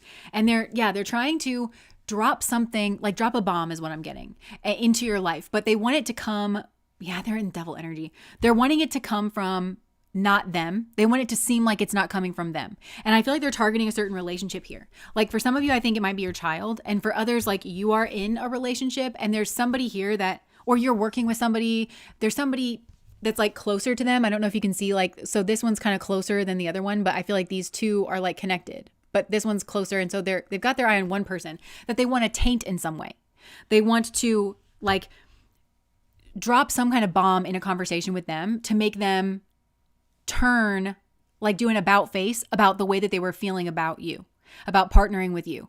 And so they're trying to like, I just saw somebody with a shovel, you know, like when they put their whole body weight on the shovel, that's what they're trying to do. They're trying to put their whole body weight on the shovel to kind of put a wedge, drive a wedge, inside this person's mind in the way that they're thinking about you. So they want to control the frame basically, but they don't want it to seem like they're doing it. So they're not coming out right and saying like, again, pile number 2 is this way or that way. They're not saying that directly. They're just saying like innocently, this is somebody who's like, oops, like, they might like talk about a time when you guys were together, but misrepresent you in some way. Because I feel like this person probably did bring out the worst in you if you were around this person. But it's kind of like reactive abuse. Like this is somebody who lights the fuse from far away and tries to have it like explode, but then like also like for you to not be able to move. Remember when I was saying in pile number 1, like the energy of somebody that was tying somebody's shoes underneath the desk so that they would like stand up and trip. But this is a person who does that with like an entire community, that they want you to feel like you're surrounded and nobody here will believe you, or like, and the truth that people have, but they don't say it to you. And so you're confused about why people don't like you or don't trust you or aren't supporting you or something. That's what they're trying to do. They're trying to erode your foundation. This is cruel. This is a cruel, cruel person. And they do it all with the face of innocence, sweetness. I just heard resources. So they might try to use their resources to get people like tangled in their own web here. And I feel like this person's done it before successfully, whether or not that's been with you in this situation. This is just the way this person is. So there's a very targeting energy with this enemy. And if they already did this to you, well, then they're doing it to somebody else. That's what your enemy is up to. They're trying to do it. But I feel like they might get caught in their own web here because there's somebody else bigger is what I'm getting. And that's going to be a shock to this person. There might be some kind of like message that comes in I feel like this energy is getting bent. I just heard bent. It's like getting bent. It's getting like boomeranged back around. So that it's either that's what's like they're trying to do something around you, but it's not going to work. I just saw an energy field around you. So for some of you, this happened in the past, but there is justice being called in this situation where this person is like trying to, I feel like they've been trying to. This is a person who will work behind the scenes for a long period of time, and it's all mental games with this person. Any relationship that you have with this person is just mental games. You never really get to know this person. Nobody ever really does because they're just spend the entire time not presenting their personality. They spend the entire time moving things around, tying shoelaces, placing this here, placing that there, thinking what would be advantageous, playing things out. Like this person is like constantly in that mindset. And I think they think they're cool. I think they think like, oh yeah, like I'm so cool. But they're not. And again, this is reminding me with like the codependency thing, which codependency has been coming up a lot in the readings, like in the general readings, but also like in some of the personal readings. And I kind of feel like we should read that codependency book. I can never think of the name of it. I'm going to find it though. And maybe we'll read that after we read the Feminine Mystique, like just here because it keeps coming up. But in that book, there's like a chapter of, it's called Codependent No More by Melody Beattie. Alex just went and found it. Or like had it ready. So, maybe I'll just, well, no, I won't do that now. Cause there's a chapter in there where it like lists the characteristics of codependence and they are like very, very controlling, but also there was a whole section in there where it says like poor communication. And it was interesting to me reading that because the poor communication, all the things that they listed underneath it would be a thing where I could see how somebody exhibiting those traits would think that they're an excellent communicator, because they use their words in such a manipulative fashion and they have to be like kind of precise with it, but it is actually poor communication. And like she did a good job of like explaining that. So I feel like this person thinks that they're really good with communication because they're very strategic with their communication, but they're actually a poor communicator. Like when it comes down to it, is what your enemy is up to. Who is this person targeting? I just want to know, who is this person targeting? Father of Pentacles, King of Pentacles. So if this is you, King of Pentacles for me is Uttara Falguni energy, which I tend to really love. That's somebody that's a place in the zodiac where you are reaping the good karmas of your past lives. Like you've brought them up. Not that you just always have good karma every single time you live, but you are reaping the harvest of, like, you've collected your good karmas and you're living them out in this life. So it could be somebody that has a very good work-life balance, and like a very like well-rounded life. It could be somebody that's married, but there's a nobility with the King of Pentacles. This is somebody that goes about doing things the right way and doesn't like try to scheme around. Like, you know, they really try to develop a competency in something. They don't try to take shortcuts. They're not just about like being seen in a certain way. They want to be functional, and they truly believe in some kind of like nobility. So they're targeting this person, and that could be you, but it also could be some kind of like King of Pentacles. So if they targeted you in the past, I feel like it's because you're a woman that exhibits these traits, and that might have been triggering for them because it's triggering when a woman does it, but then they try to control it when they see it in a man. And I feel like that would be because of their sexuality, or flip the genders if you want. But I feel like it's a trigger when they can't try to steal from it, or they can't try to own it, you know? But if they can try to own it, then they are triggered in a different way, where they're like, oh, I'm going to zero in on that, and I'm going to get very strategic in order to try to hook that, you know? So if they did something weird to you in the past, I think it's because you exhibit this kind of nobility, you work hard or whatever, and now they're trying to like get in on maybe a relationship or something. Yeah, look, they're trying to cause an ending for this like King of Pentacles. It could be that this is somebody that they're married to, and they're really trying to make their life a living hell, you know, and that they're trying to kind of like hold on to that person. But I kind of feel like, or it could have been somebody that they were with in the past, and this was an abusive like dynamic, but this King of Pentacles got away and like rebuilt them. I just heard build back better. Like they rebuilt themselves kind of stronger. They came out and like, or maybe they got involved with this person when they were like young. This could be you as well. Like you got involved with this person when you were young because they could see in you this like nobility that you have, and you pulled yourself away, and then like you, like one step at a time, because Pentacles move slow, like you built something back, and you are taking your power back, but in all the right ways, because this would have taken time to kind of build. And it's like you've built your image in a way that can't be disputed. You know, I just heard Rasputin. This person has a Rasputin kind of quality to them. But it's like it can't be disputed because it's just like, this is what you are kind of a thing, which is a very feminine energy. Feminine energy is like what you are. So the fruits around you are speaking for themselves. But I feel like it's been a long time where maybe this person got away with this in the past, and that's why they're your enemy. Because I kept seeing I think it's a Six of Swords in this deck.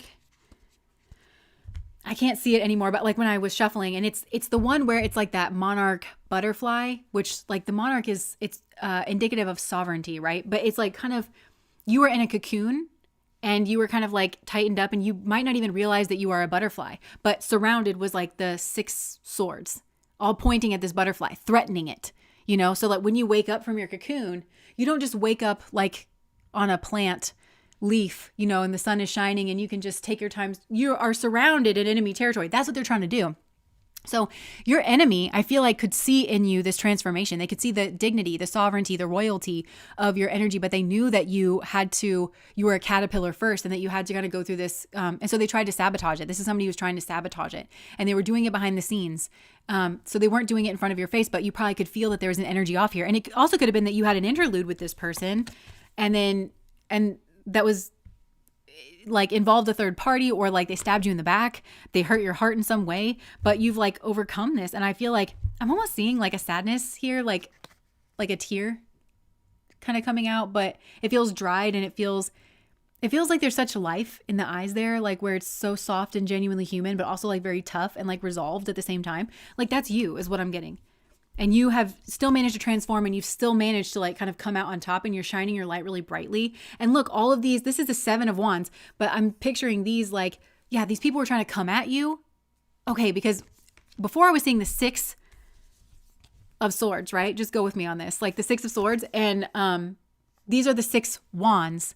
So I'm thinking when the swords, because this is a person who tries to plant a seed, an idea in people's minds without being seen doing it.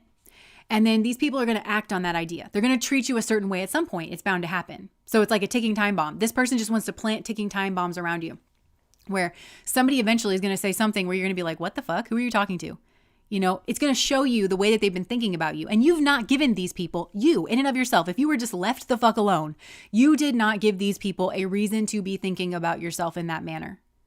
This person did, behind the scenes, for reasons, because they were trying to control you. And for some, it's because they wanted a relationship with you, but it's not right. And they know it. So they had to like cause some kind of third party situation, or they had to break your heart in some way, or like break you down in some way in order to bind themselves to you. This is the binding here. Like, you know, feel like with the swords, and then like all the tying around, like it's makeshift. It's going against like the Tao energy, the flowing of like God. So they needed to interrupt your path in some kind of way. They needed to hurt you, to maim you, and to try to tie you up in order to, and it's all very vicious. But it's I listened to this woman. She grew up in Tennessee, I think, and she has really helped me unpack a lot about my own upbringing, because she's a white woman that like kind of grew up in the South, and she talks about like this culture of like of white Southern women. I grew up in the Midwest, and I feel like it's kind of the same. Not everybody, right? But it is. It's like you're never allowed to say what you actually think, and like it can be very violent. So her husband is from France, and when she brought him back around, she like kind of had to warn him. She had a hard time describing like the culture of it, of like, well, people don't really say what they mean, and you can kind of tell that they are like, don't like you or something, but they're not really saying it to your face kind of thing. And she's like, you'll get it like when you get it. And so he was there, and he goes, that felt more violent than actual violence. You know, and it's, if you know, you know, and maybe that's like true for other cultures too, but it is that kind of like very feminine thing of like, I'm not allowed to just say that I don't like you or anything. So instead I do like all this maneuvering like behind the scenes, and you just kind of sort of feel like it's friction between us, but I never acknowledge it. And if you bring it up to my face and even try to have a direct conversation about it, I'm gonna be like, oh no. And like the utmost of compassion, because I know this is the primordial ooze that I myself like had to kind of climb out of, where I was like, I don't understand what's going on here. And it also makes you feel like really, really unsafe.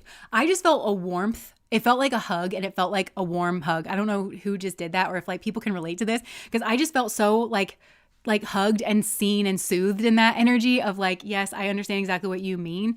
But yeah, where it's like you don't feel like you can ever like talk about it directly. And this person is kind of that way. And even if you try to initiate the conversation where you're like, hey, is everything fine? You seem like you're, you know, Machiavellian.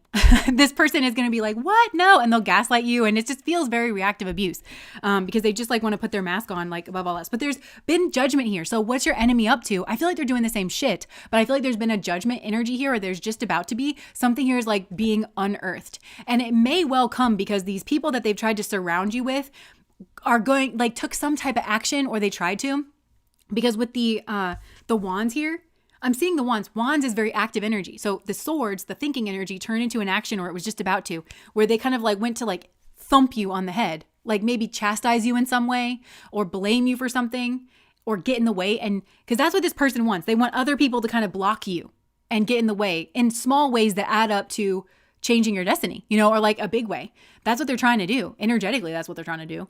And so some of these people have done this and gotten chastised themselves by you. I just heard the government, or also by like spirit itself. Like this backfired on them in some kind of way, or they did that and then they regretted it, because your nobility is shining through here. The fact that you are stable. So maybe this person tried to say that you were emotionally unstable or something, but you could not have achieved what you have achieved, or did what you did, or behaved in the way that you did, unless you had overcome a very tumultuous situation that was really clingy. It was really trying to hold on to you.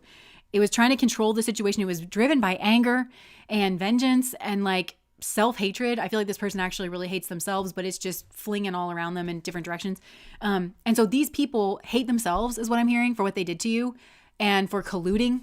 And that actually may blow back onto like this particular person. There's like some kind of judgment energy, because this is Pluto, and that's the energy that this person is in. And Pluto loves for you to think that it loves for you to call it by a different name. And so this person's Pluto was very much active, but they were trying to seem noble. I think they were trying to seem like this energy. Well, I'm just very noble. And I'm, so that I feel like destiny swap is what I'm hearing, but they also tried to just reverse your positions.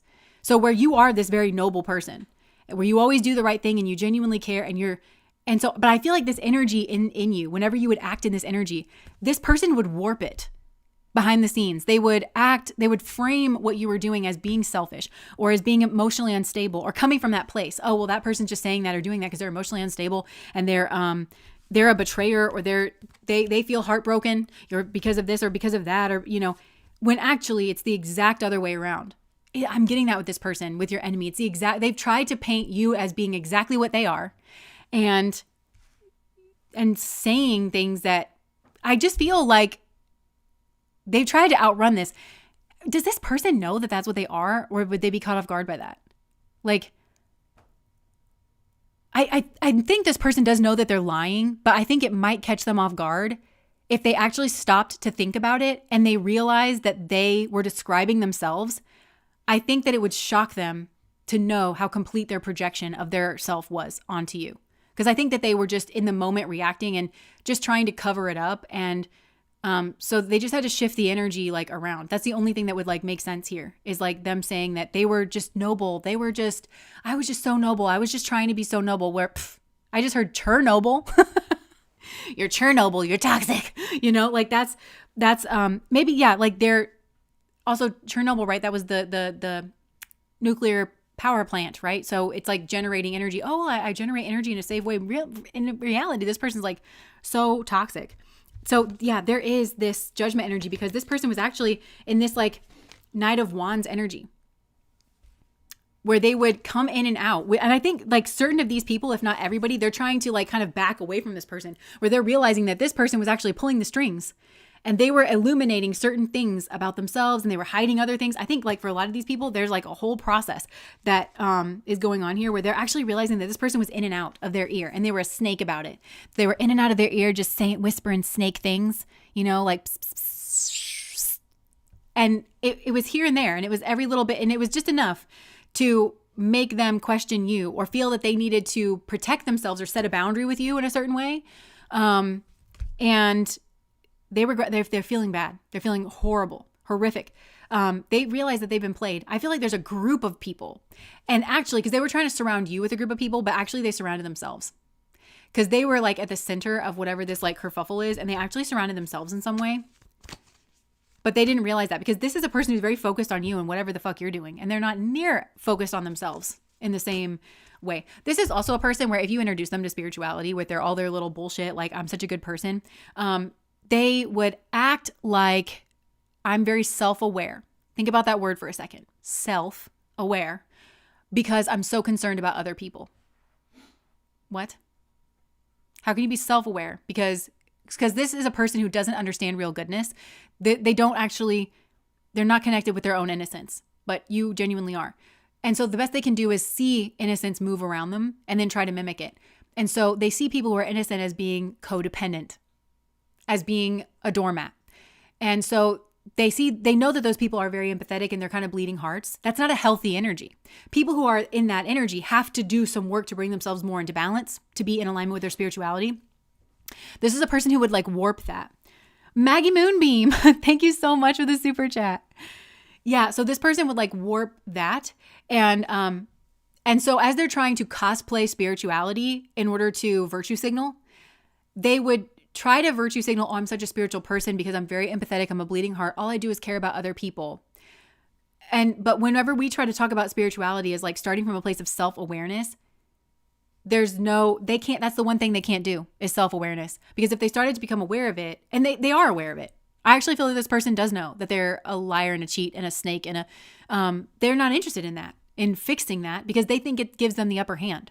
And they're just feeding it. They feed this like this vengeance, or like they feed this, that to them feels like strength. And all they care about is just looking innocent, looking like they're of service, and they're not actually. But this is blowing back. So what else is going on with your enemy? Tell me about this blowback. Yeah, somebody here, I feel like this is happening, like somebody here is realizing that there was a plan, because 5 of Cups to me is Mars and Scorpio. And that this person was like Mars moving beneath the scenes with them in particular. It feels very personal.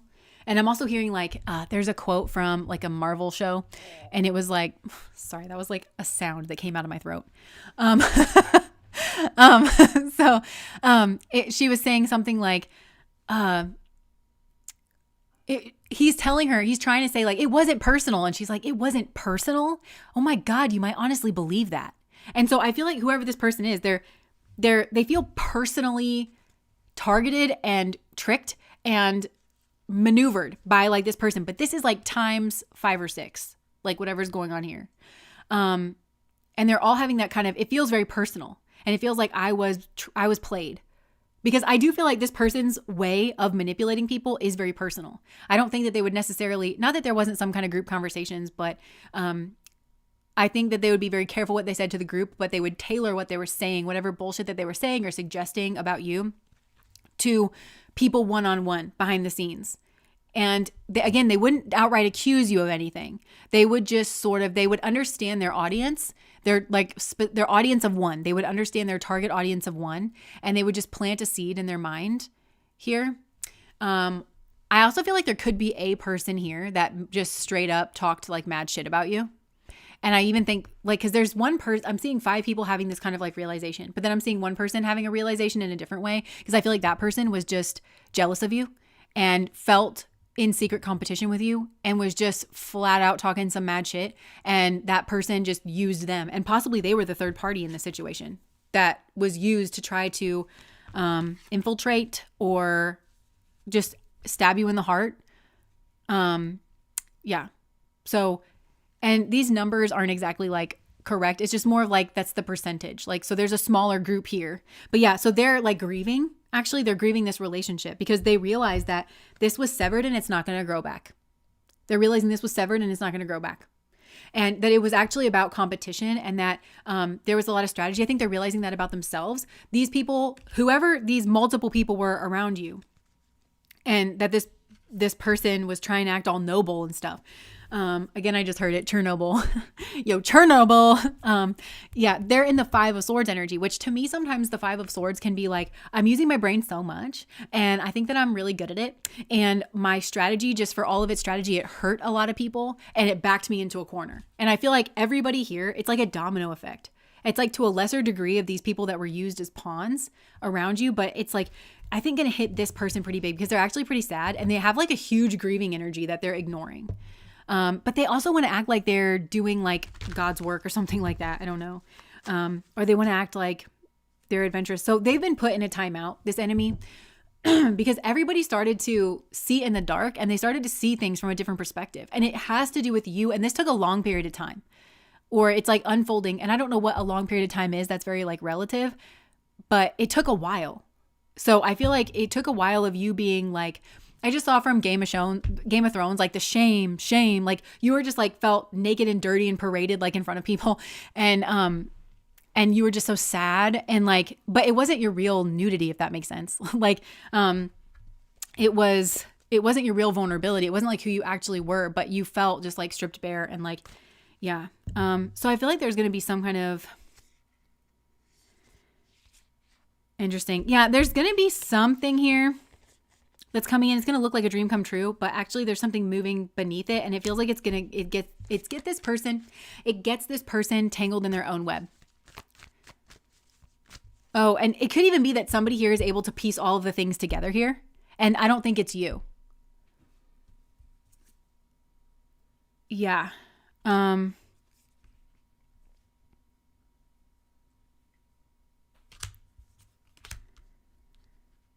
It could be somebody that like maybe has their eye on this person, and maybe wanted to offer their cup to this person, or it could even be somebody that didn't have the best intentions towards you, but is still like kind of,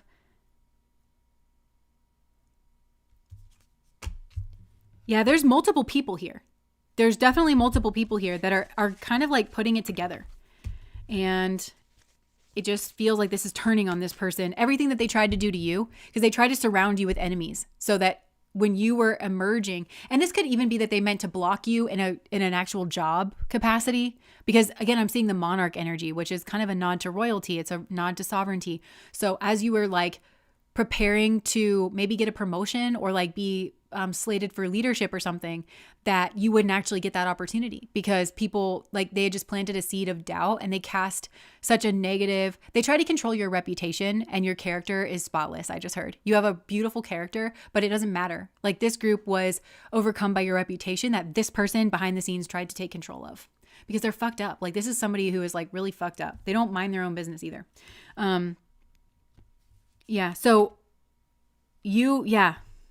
I feel like you are just so part and parcel. Like I'm hearing from Sisterhood of the Traveling Pants, I think it was the second one, where America Ferrera's character, she goes and she tries out for a part in this like summertime play. And it was kind of like with genuine like famous actors and everything. It was like a big deal. But she went with her friend her name was Carmen.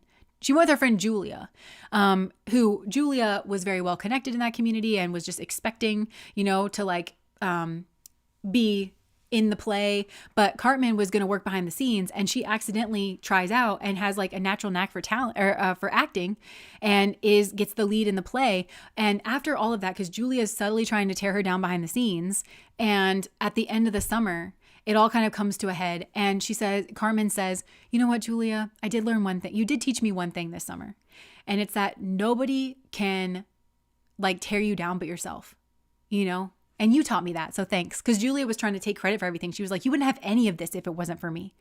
And then she calls her out on all the weird bullshit she was trying to do to her behind the scenes. And she's like, so you know what? I gave myself that. And I had to do it with like a frenemy that was acting like my friend. And so actually it took more effort for me to get what I got. But what I did get from you was I learned that nobody can ruin you but yourself. Thank you. And I feel like that's you. Like, because you stayed determined. I think you did shed some tears here. Maybe you did have to like settle for less than your worth. Like I think some of you had to decide to like go without, or like not get everything that you were entitled to, like in a moment. There was no justice, and you accepted that and you just kept it pushing. And I feel like that opened up. Yeah. You brought yourself back, but you kept steadily like rising because it's your nature. It cannot be taken from you. It can't be stripped from you. It can just be like delayed. And so now there is like illumination going on in this space of just how manipulative this person was. And maybe even how fast they were too. Like they would like try to get out in front of something. Like they were really fast. Popular Loner, thank you so much for the super chat. Yeah, the truth is coming out. And this person, it's like going to be in a way that they can't manipulate. Because this cheetah, I'm getting that they're like looking at this sort of truth coming out. And that's going to be the shadow. That's going to be the shadow work. Like the start of their own shadow work where they're going to have to admit to themselves that they're manipulative. I think they already know, but it's like everybody around them knows now too. So they're not getting away with it. Yeah, they just try to play so innocent. I'm hearing from Meat Girls, you're just so innocent because you're from Africa with all the little birdies and all the little monkeys, and, but at least me and Regina George, at least we know we're mean. It's like, this person does kind of know that they're mean, but they just act so innocent. And they're not. So yeah, I think it's going to come in from, I think you were actually the favorite in some kind of capacity. You were slated for some kind of job, or you were actually like really beloved. That's what triggered this person to begin with, for them to kind of go after you. So I think that there's a group of people where individually they're feeling this loss on a pretty hefty level. Like people, you were the favorite in some way. And that could be, I feel like it wasn't spoken. And I feel like you always gave more than you received. And I think that was, okay, I'm hearing that that's very literal. That's going to be something that kind of kicks these people in the ass, that just kills them on the inside is what I'm getting, is that you always gave more, way more. I just heard you gave way more time, energy, and attention than you had to, than was deserved by like these people or this group or this company or this situation. You always gave more than you received. And I think for a lot of you that has to do with pay. You gave way more than like you received in terms of actual money for your time, energy, contribution, effort, creativity, ideas. And you were genuinely the favorite. Like, I think on a friend level, I think, if there was like a romantic situation here, or you were slated for some kind of leadership, and all of that was taken away by some idiot asshole that is the worst of the worst, that doesn't have anything to offer, that takes way more than they give and only just acts innocent. That's a big pill to swallow for these people, because I feel like they lost you when you were the favorite. You weren't even just like a regular good person, like a regular good person. You were like the person who did the job best, or like, yeah, there's a real sense of loss here. Yeah, and I feel like there's a sense of teamwork here, but this teamwork was perverted. So some of these people were coerced into this position, and they colluded with the energy. Whether or not this was like an overt collusion here, they still cooperated because they did their little part of questioning you or doubting you, not having, this is reminding me of the first pile of like not having there needed to be, love could have bridged this gap. Love meaning respect, genuine decency towards another person who had been nothing but benevolent. There needed to be a conversation here. There needed to be a negotiation, a diplomacy, or a checking out of the stories or something here. But there was some kind of craving or desire that this person tried to tap into for each of these people. And it could have been a desire to take you down. Yeah. Yeah, they try to get people to like, or they're trying to get people to like not give you their cup of love. But they're trying to separate you out. They're trying to like cause people to be like, I don't know who this person is, because they cannot simply let your character stand on its own. Because that would blow back on them in some kind of way. Character versus reputation. And I feel like that's actually the two of you. You are character, like character driven. This person's reputation driven. So there's no weight to their energy, you know? Yeah, there's just a poison seed. And that's reminding me of The Poison Tree by William Blake, that poem. And it's like, my poison tree grows, and like there I see the foe outstretched beneath the tree. It's like that. They tried to grow a whole ass poison tree for you to eat the apple and like perish, you know? So this was like a long time. This sucks, but you still transformed. And you are much different than the way that you thought. And also I'm noticing all the blues and the greens, which is heart chakra and throat chakra. So some of you were able in some way to communicate your heart. Yeah, and just one foot in front of the other. So there's people here who have even more admiration and respect for you than they had in the past. And that's saying something because your character kind of preceded itself. These people know that they were fools.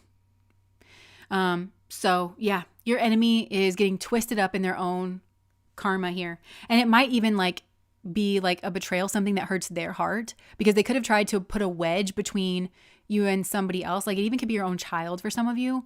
Or like a sibling or like cousins, or like their behavior was meant to just drive a wedge and hurt somebody's heart here, but they're going to end up hurting they're going to lose something that's important to them, or they're going to get bound in a way here.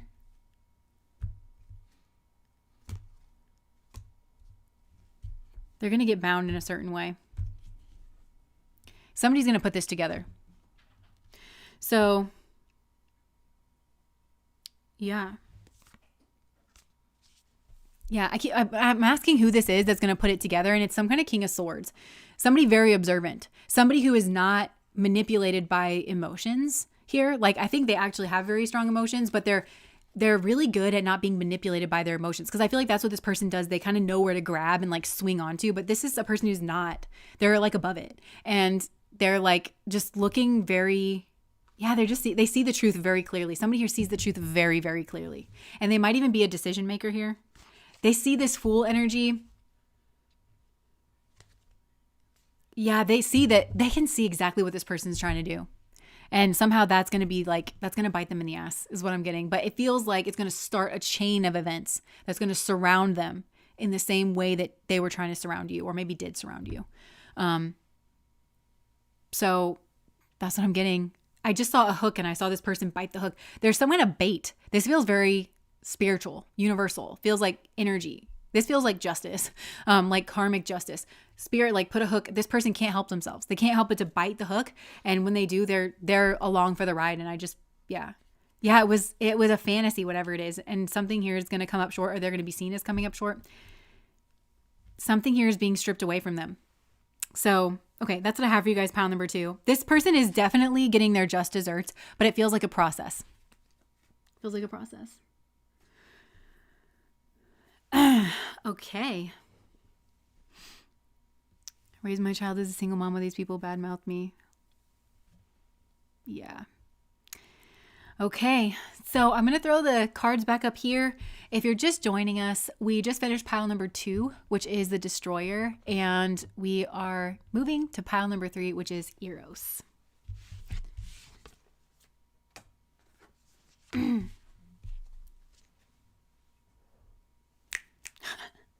my gosh. I was like, where's my drink? And I saw this rose water and I was like, like a rose seltzer kind of sounds really good right now.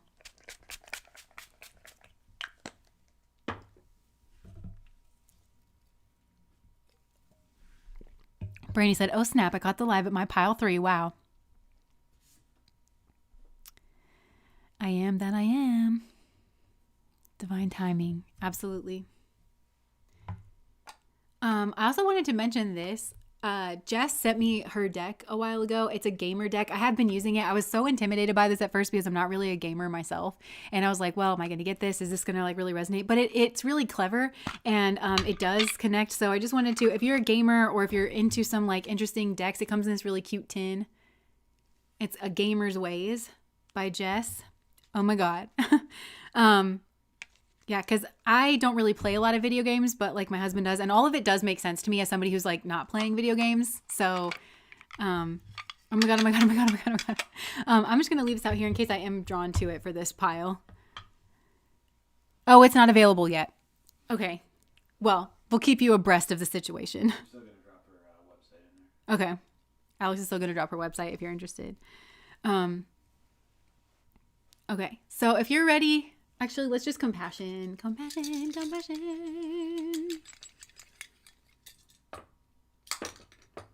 Okay. Pile number 3, Eros. Ugh. Interesting. Okay.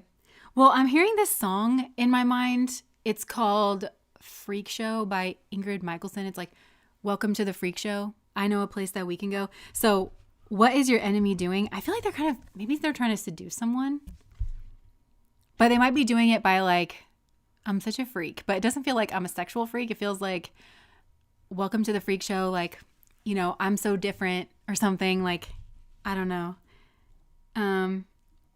But it's also like, I know a place that we can go. Yeah. Okay. So for pile number 3, what is this person?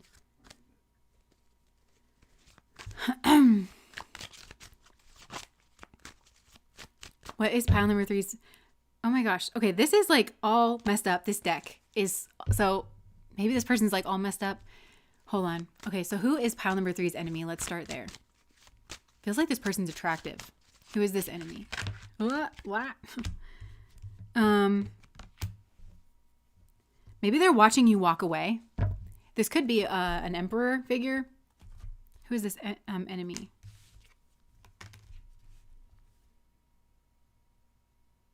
Okay, 10 of Swords.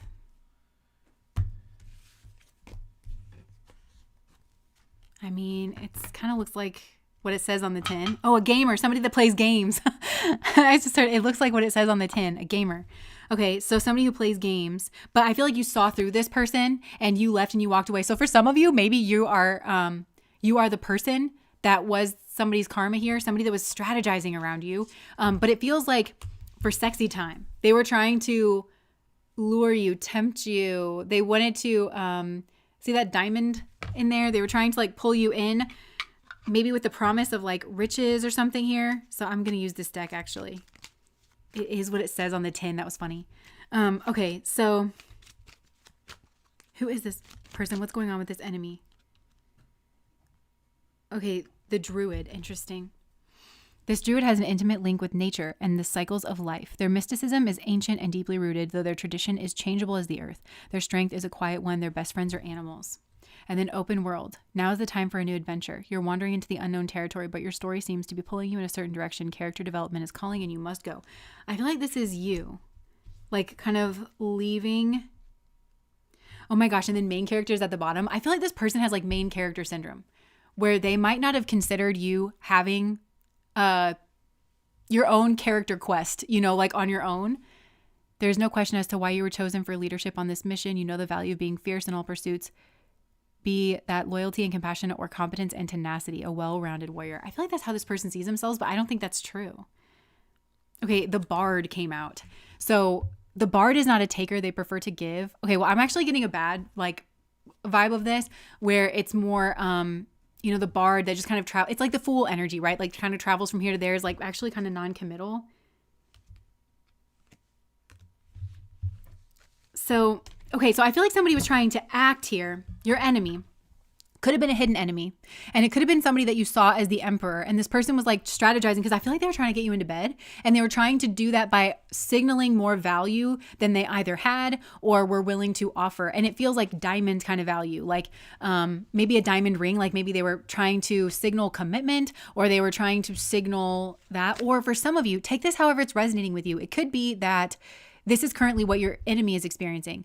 Oh, okay. I actually do feel like there's a direct like exchange, karmic exchange here, because I feel like your person did this to you in some way. So I feel like there was some kind of offering here where this person was made an offer, and it could be a romantic like schmegel. It was very tempting, whatever it is. But I think for some of you, it's like more to do with their job or their career. So they were made an offer that they thought was going to bring more riches or more stability than is actually the case. And it's because they knew what they were doing, and they signaled that they were one way to you, and they knew that they kind of intended something else. Well, then this kind of played out, and I feel like they got drawn off somewhere. Like, so maybe they got an offer for employment and they had to move for that job, and I just don't think that it's going to turn out that way. Yeah, it's like a painful ending or a betrayal. It feels like doublespeak, where, or maybe this is what your enemy did to you, but it feels like this was a direct karmic pay. They were drawn off somewhere and then stabbed in the back. But it feels like it had to do with doublespeak. Yeah, I said one thing, but I did another thing. I meant another thing. I just kind of kept that part from you. And so you built your life on that. You had to make life decisions. This feels like it's happening to your enemy. They made like some kind of major life decision, because it feels like it has to do with a move, because you have to plan to move. You have to pack up your stuff. You have to get a truck. You have to know where you're moving to, right? You have to make plans. And so I feel like this person, because that's what they did to you. You were making plans. You were invited to make plans around this person based on something that wasn't true and that they always knew that they never intended to give you. And they either like lied by omission, or it was a way that they were presenting themselves, and that's what made you attracted to them. But yeah, so I think that happened to them. It feels more to do with career though.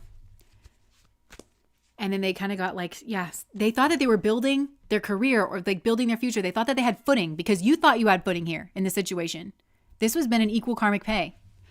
They thought that they had footing in that situation. And again, with the 10 of Swords, it's going to end badly. And I also feel like maybe there's people around that don't really like this person, or they're kind of maybe friendly to this person's face, but then behind their back, they're like, I don't really like this person. They don't really work very hard or something, or like, I know we just need them for this project or for this until they finish this. And then, then they're out of here kind of thing. Yeah, because maybe you had to leave a place where you loved or something here. Tell me more about.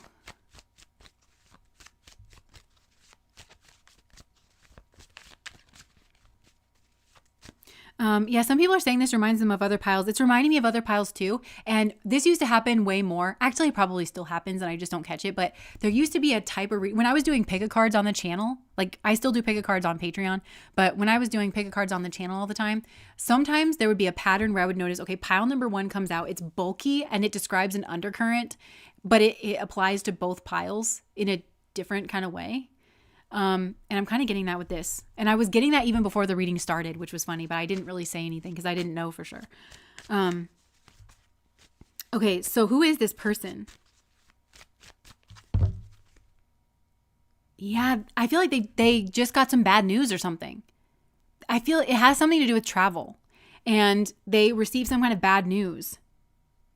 They thought that maybe they moved to be with like a partner, but their partner didn't. Oh, wait. And you didn't mean it. And I was just drinking. Oh, getaway car. Yo, nothing good starts in a getaway car. So I feel like they were trying to get away from something here. But yeah.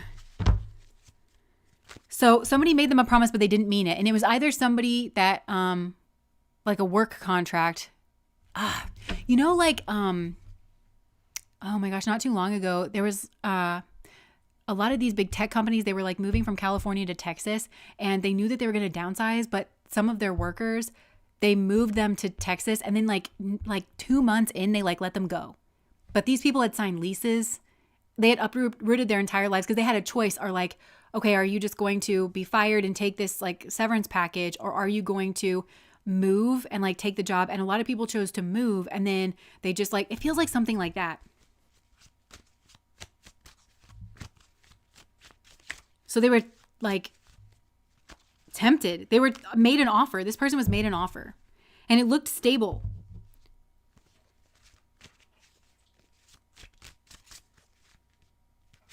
Yeah. Somebody had a plan the entire time to kind of take something from this person. Okay, is there anything else? Because these messages are just repeating. Judgment. It also could be that you went your own way, or like you were different, or... And so you escaped this in some capacity. I feel like you escaped this in some way, which is maybe also part of the karma. Okay, so what is this person's enemy up to?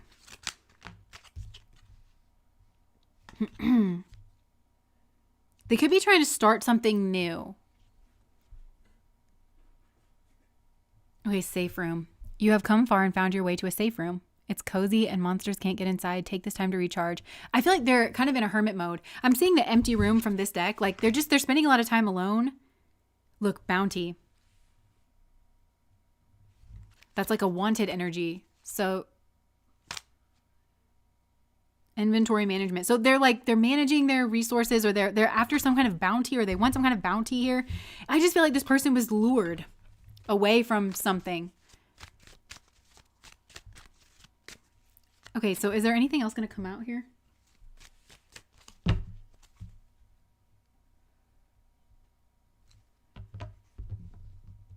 Oh, maybe. Okay, so, okay, I was kind of getting this before.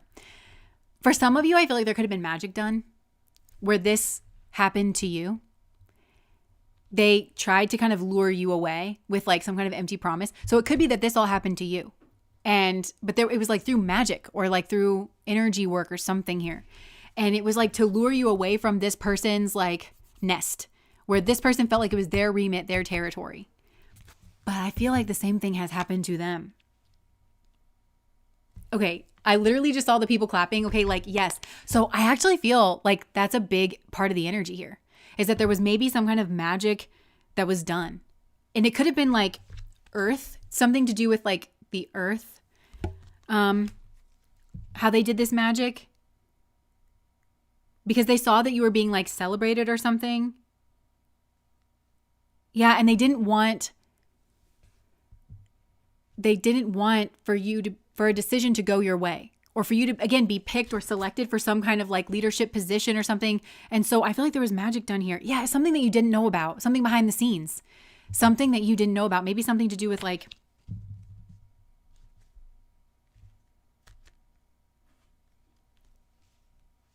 or it could be that for some of you, this is somebody that was trying to keep you from seeing the truth about somebody here, about how successful they were, or that, because it's Six of Wands. It's legacy energy. It's romantic energy. It's I'm great and I'm on my way. It could be that somebody is trying to prevent you from seeing that, which again feels like kind of coming from the other piles. And so they put some kind of spell to confuse like that situation, and to lead this person away, and to have them stabbed in the back in order to get them out of what they felt like was their territory or their remit. And that could have had to do with you. They might think that you are their territory or remit. It also could be that they've tried to frame somebody who is this Eros energy. Somebody had a lot of passion for somebody here, but it could be a mother figure, like tried to banish somebody or like send somebody away from what they felt was their remit. It could be their house, their hometown, their area. There was some kind of plan. Yeah. Okay. Now all of a sudden, so take this however it resonates. There's a lot of different things coming through. Because now I'm kind of seeing a Queen of Swords behind an Emperor, a Queen of Swords watching an Emperor, seeing that maybe he wanted to make you some kind of offer. That could be on a career front, or that could have been romantically. But there was like a passion, and with passion, that's fire energy, right? So if this is like schmegdual or romantic, it could have been somebody here wanted to make you an offer.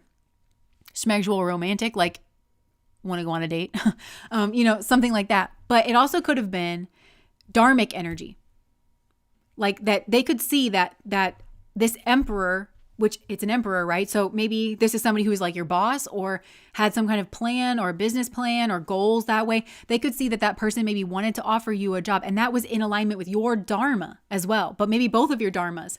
And that, I just saw Ursula from The Little Mermaid. Alula shamuna na the Caspian Sea.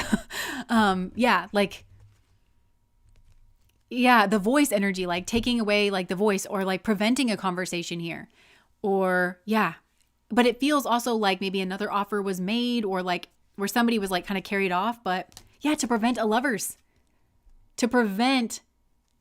And this is crazy because you guys know that I don't work with reversals. I mean, I read them if they come out on accident, but this deck, which is my favorite deck, by the way, it's also the Everyday Witch, the witchy deck. It's all scrambled up in here, and I don't like that. And so I feel like it's very scrambly, but we're just rolling with it. That's all you can do. Just roll with the punches.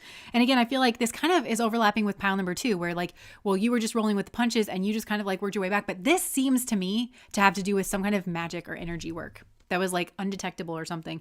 Because the 7 of Swords keeps coming out. It's just sneaking around. And so I actually feel like their karma, like your enemy is being found out in some way. And it could be because whoever they're trying to dupe about your energy could be reading books about this kind of stuff, or they found some kind of records, or maybe they found a receipt or something of this person like hiring somebody to do magic on you. Sent you away from a place where you were actually very loved. And look, this looks like Cinderella to me, like all covered in rags.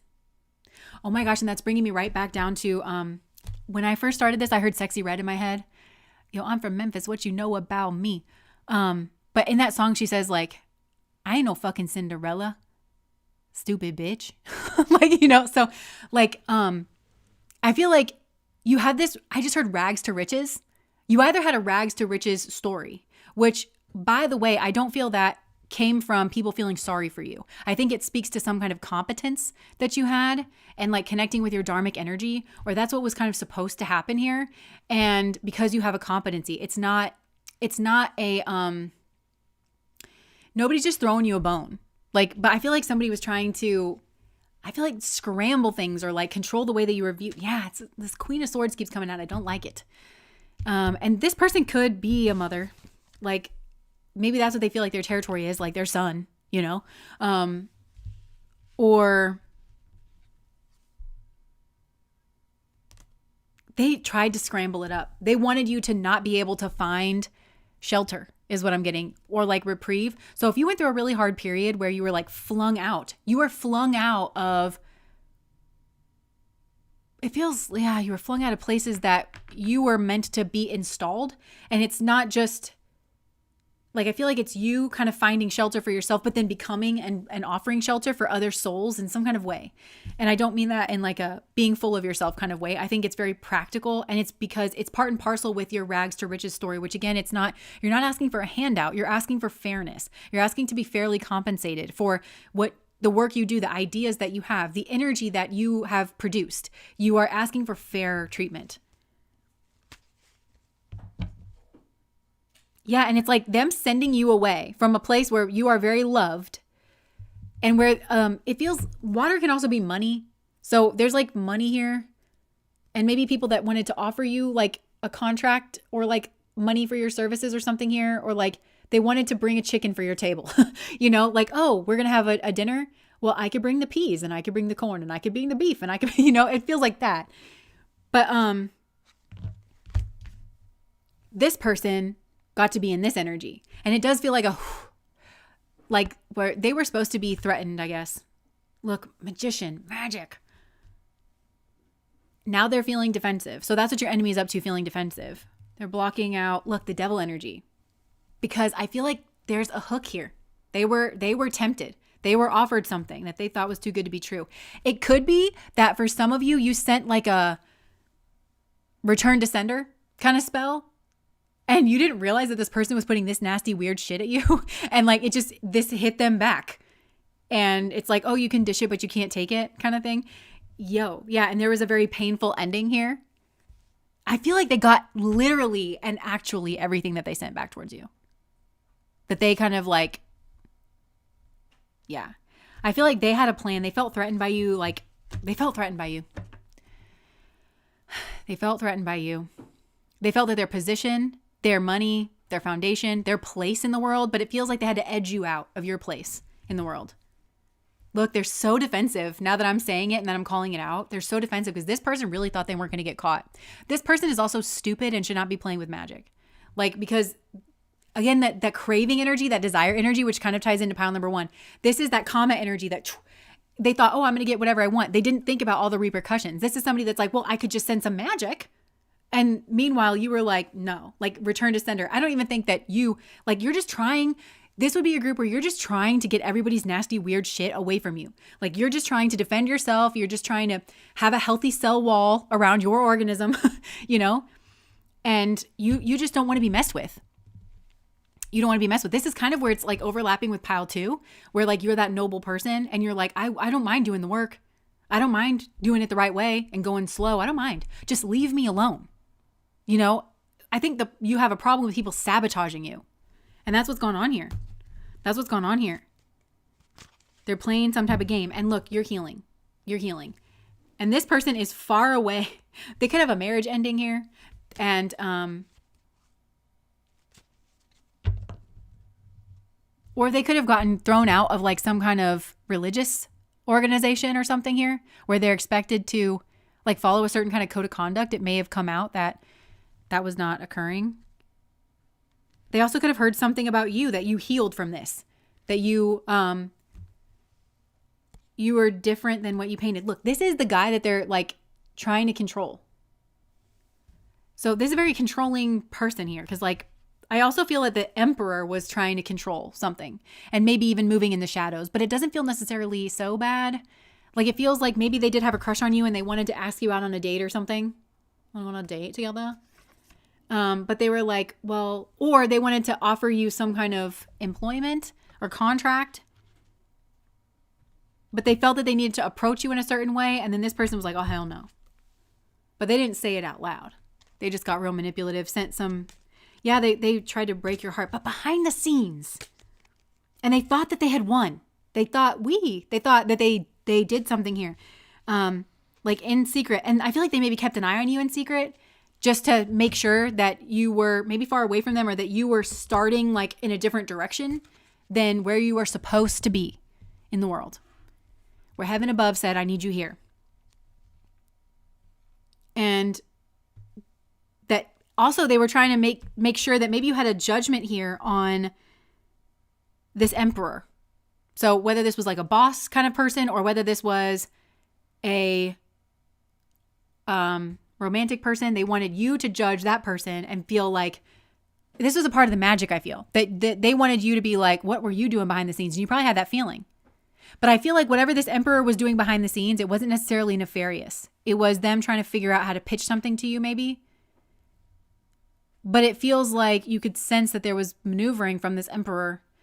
But really, they've got this Queen of Swords behind them that's maneuvering too. That's the real culprit. Is what it feels like here. They're really hidden. And then they were trying to offer that person their cup of love. And this, you probably can't see it, but she's got the dead fish eyes here. It's giving psychopath. You probably can't see it, but sometimes I think that with this lady here where she's just but it's not real. And so I feel like that's what this person was trying to do. And wanted you to kind of leave so that they could have their happiness. And,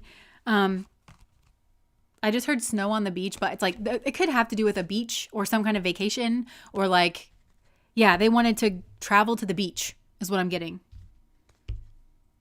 They're so defensive. I feel like I'm hitting the nail right motherfucking on the head. They really wanted the beach. Yeah, but they had to prevent justice. They had to prevent a conversation. They had to prevent fair treatment. in order to do that. They had to force an ending and like some kind of distance. They had to make sure that nothing pentacles was on offer here. No contract, no roots. Like this person feels kooky. Kooky. This person may pretend to be a healer. Careful. Oh my gosh. So this is reminding me, like when I was at Omega, a lot of people would learn, you could take different like workshops and stuff. So like a lot of people would learn like Reiki and they would actually learn it, you know, like they would study for like the entire season. They would take like little workshops and stuff, you know? So one of my friends who kind of was a bit of a mess, like I love him, but he's like a mess.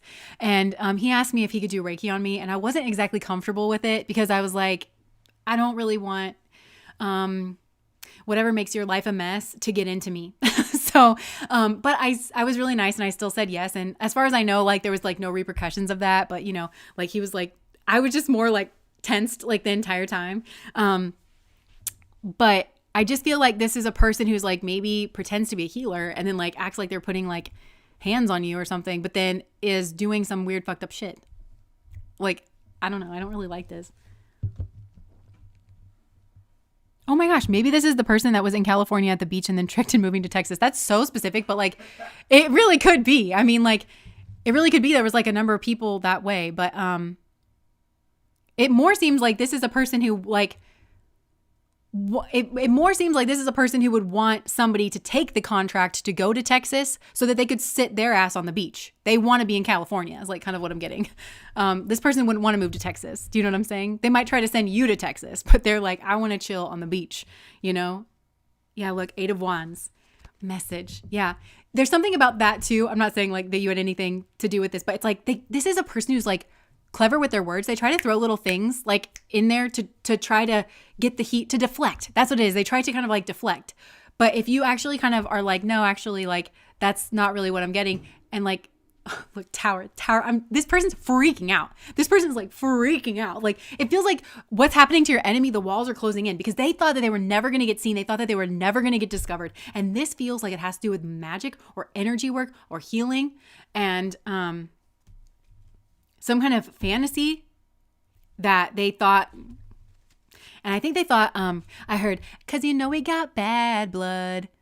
You know, it used to be mad love. So I think that they were trying to get in between this emperor and you. So like, again, this could be a boss or maybe it's a father or maybe it's, like their son or somebody, but it's a decision maker. This is like, and I feel like they wanted you to think that you have bad blood with this emperor, but actually they were the ones pulling the strings of this emperor. They also want him to think that he's the emperor, that he's calling the shots. Because I think he's used to it. Like, I think that in some kind of remit, either in his own life, maybe he's an emperor in his own life, and he's like, no, I make my own decisions.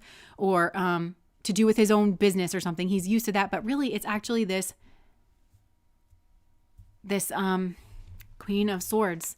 And it could have to do with magic, or it could just be good old-fashioned manipulation. But I feel like there's an energy behind it either way. It's not good. It's kind of mirror on the wall, who's the fairest of them all. Because she felt defensive. I think about you. And for some of you, it's your looks. And that might shock you as well because you brought skill.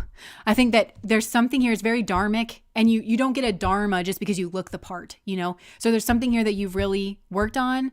And you would be focused on your skills. And so this might have confused you where you were like, I don't understand what is wrong. But it was nothing that you did. It was this person feeling, for some of you, it's actually like they were threatened by your looks.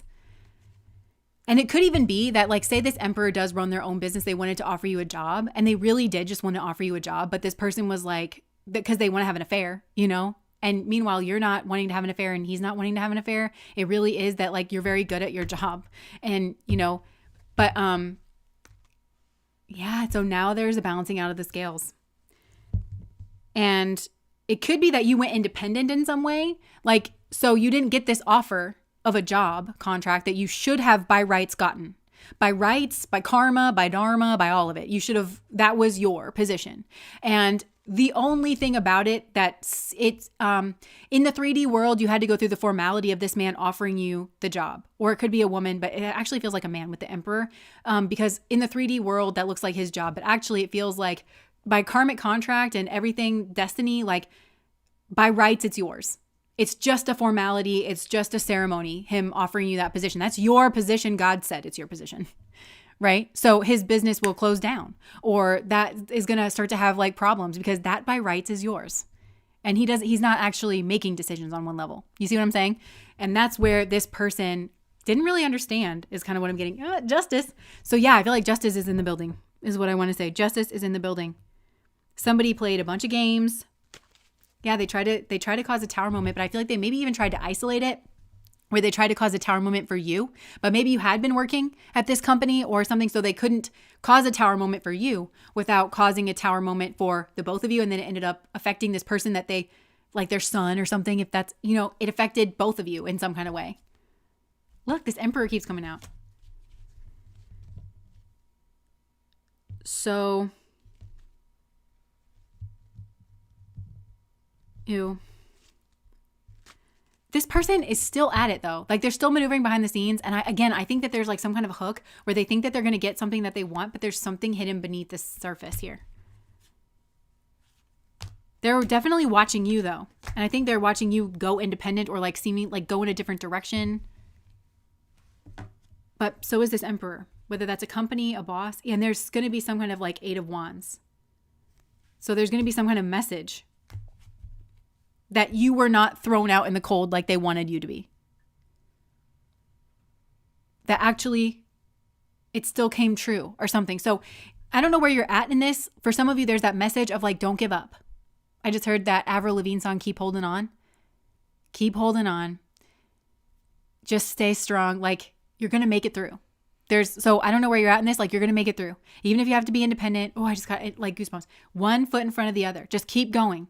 Yes, this is like a bit of a detour, but your dharma is your dharma. And this person just like pushed it in a different direction. But yeah. And they're going to get their karma here. It could even be in the form of a child. And their child possibly facing this same kind of energy or something here. I don't know. It could involve a child, the way in which they're getting their karma. It could be that this child holds them accountable in some way. I don't know. Okay, so that's pile number 3. Interesting. Yeah, the piles could all be interwoven for some of you, but it could also be that the specifics in each of the piles might not apply to every situation.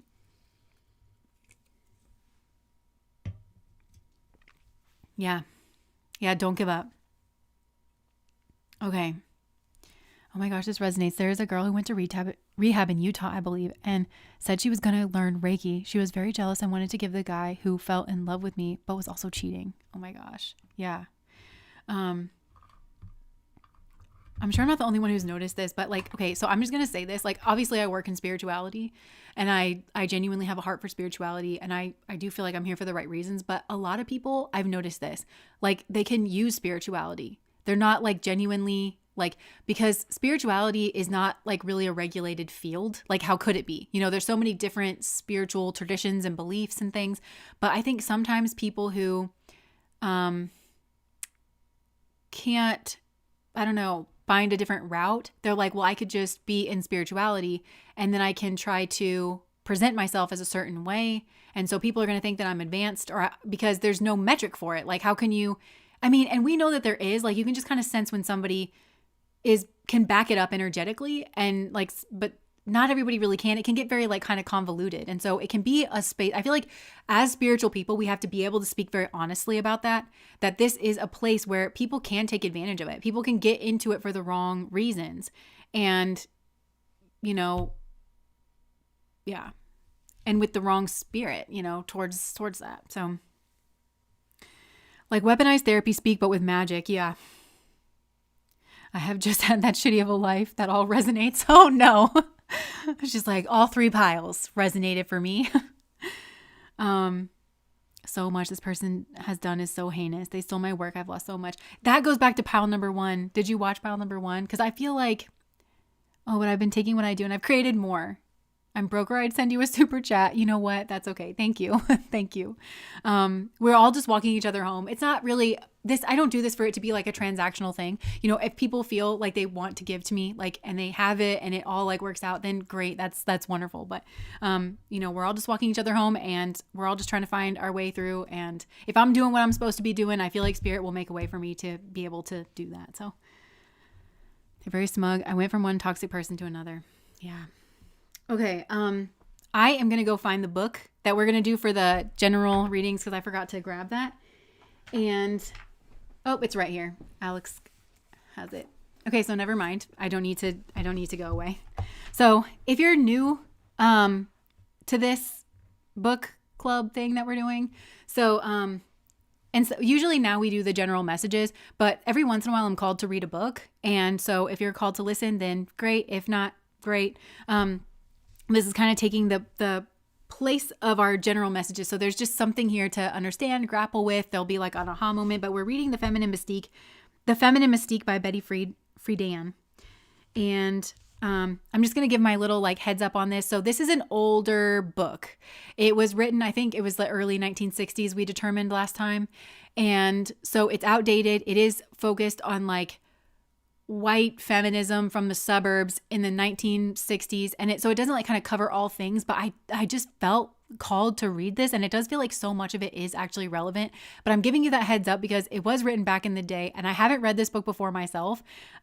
So we might bump up against some things that we have to decide that we're not going to read this book anymore. I just want you to know that if you're shocked, I'm shocked right along with you. So yeah. I didn't notice this on Patreon. So I used to do book clubs on Patreon back in the day. Not necessarily like that. It's just something that I just felt like doing. This is more, remember when we read Why Does He Do That? Kind of like at the end of the live streams. This is more like that. And we'll read this when it feels right. And if it ever stops feeling right, then we'll stop reading it. So really quick, before I forget, winter candles are available now, like the winter scents. 10% off 3 or more through next weekend. And the code is Thankaweenmiss. And Alex will spell that for you in the chat. The code is Thankaweenmiss. And the link is in the description. Okay. We still have fall scents too. So as you're celebrating Thankaweenmiss with your Thanksgiving scents and your Christmas scents, you can just blend them and mix them together. Okay.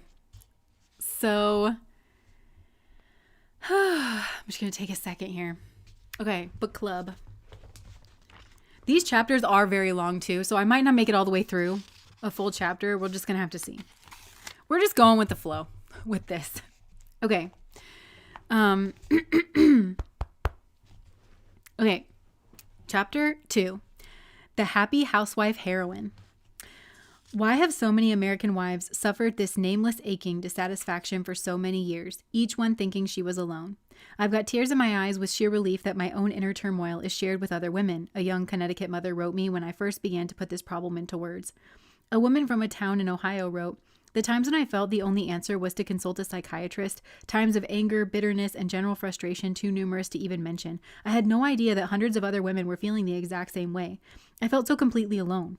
A Houston, Texas housewife wrote, "It has been the feeling of being almost alone with my problem that made it so hard. I thank God for my family home and the chance to care for them, but my life couldn't stop there. It is an awakening to know that I'm not an oddity and I can stop being ashamed of wanting something more. The painful, guilty silence and that tremendous relief when a feeling is finally out in the open are familiar psychological signs. What need, what part of selves could so many women today be repressing? In this age after Freud, sex is immediately suspect. But this new stirring in women does not seem to be sex. It is, in fact, much harder for women to talk about than sex. Could there be another need, a part of themselves that they have buried as deeply as the Victorian women buried sex? If there is, a woman might not know what it was, any more than a Victorian would know that she had sexual needs. The image of a good woman by which Victorian ladies lived simply left out sex. Does the image by which modern American women live also leave something out. The proud and public image of the high school girl going steady, the college girl in love, the suburban housewife with an up-and-coming husband and a station wagon full of children. This image created by the women's magazines, by advertisements, television, movies, novels, columns, and books by experts on marriage and the family, child psychology, sexual adjustment, and by the popularizers of sociology and psychoanalysis, shapes women's lives today and mirrors their dreams. It may give a clue to the problem that has no name, as a dream gives a clue to wish unnamed by the dreamer. In the mind's ear, a Geiger counter clicks when the image shows too sharp a discrepancy from reality. A Geiger counter clicked in my own inner ear when I could not fit the quiet desperation of so many women into the picture of the modern American housewife that I myself was helping to create, writing for the women's magazines. What was missing from the image which shapes the American woman's pursuit of fulfillment as a wife and mother? What is missing from the image that mirrors and creates the identity of women in America today? In the early 1960s, McCall's has been the fastest growing of the women's magazines. Its contents are fairly accurate representation of the image of the American woman presented and in part created by the large circulation magazines. Here are the complete editorial contents of a typical issue of McCall's. 1. A lead article on increasing baldness in women caused by too much brushing and dyeing. 2. A long poem in primer-sized type about a child called A Boy is a Boy. 3. A short story about how a teenager who doesn't go to college gets a man away from a bright college girl. 4. A short about the 10-minute sensations of a baby throwing a bottle out of the crib. 5. The first of a 2-part intimate up-to-date account by the Duke of Windsor on how the Duchess and I now live and spend our time, the influence of clothes on me and vice versa.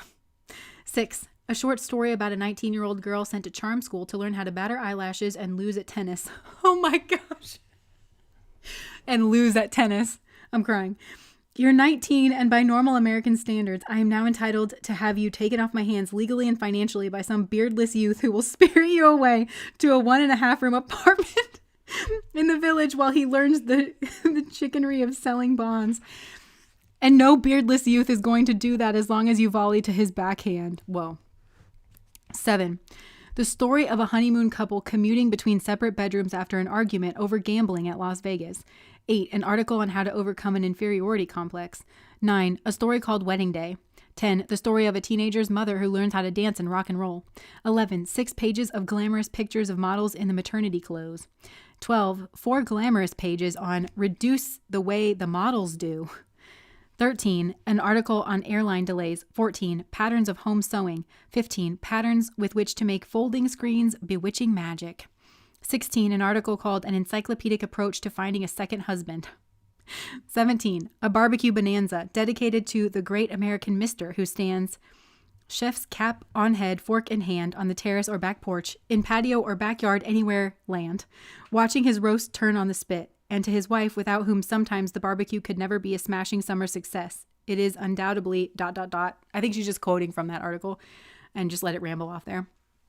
So there were also the regular front of the book service columns on new drugs and medicine developments, childcare facts, columns by Claire Luce and Eleanor Roosevelt, and Pats and Pans, a column of readers' letters.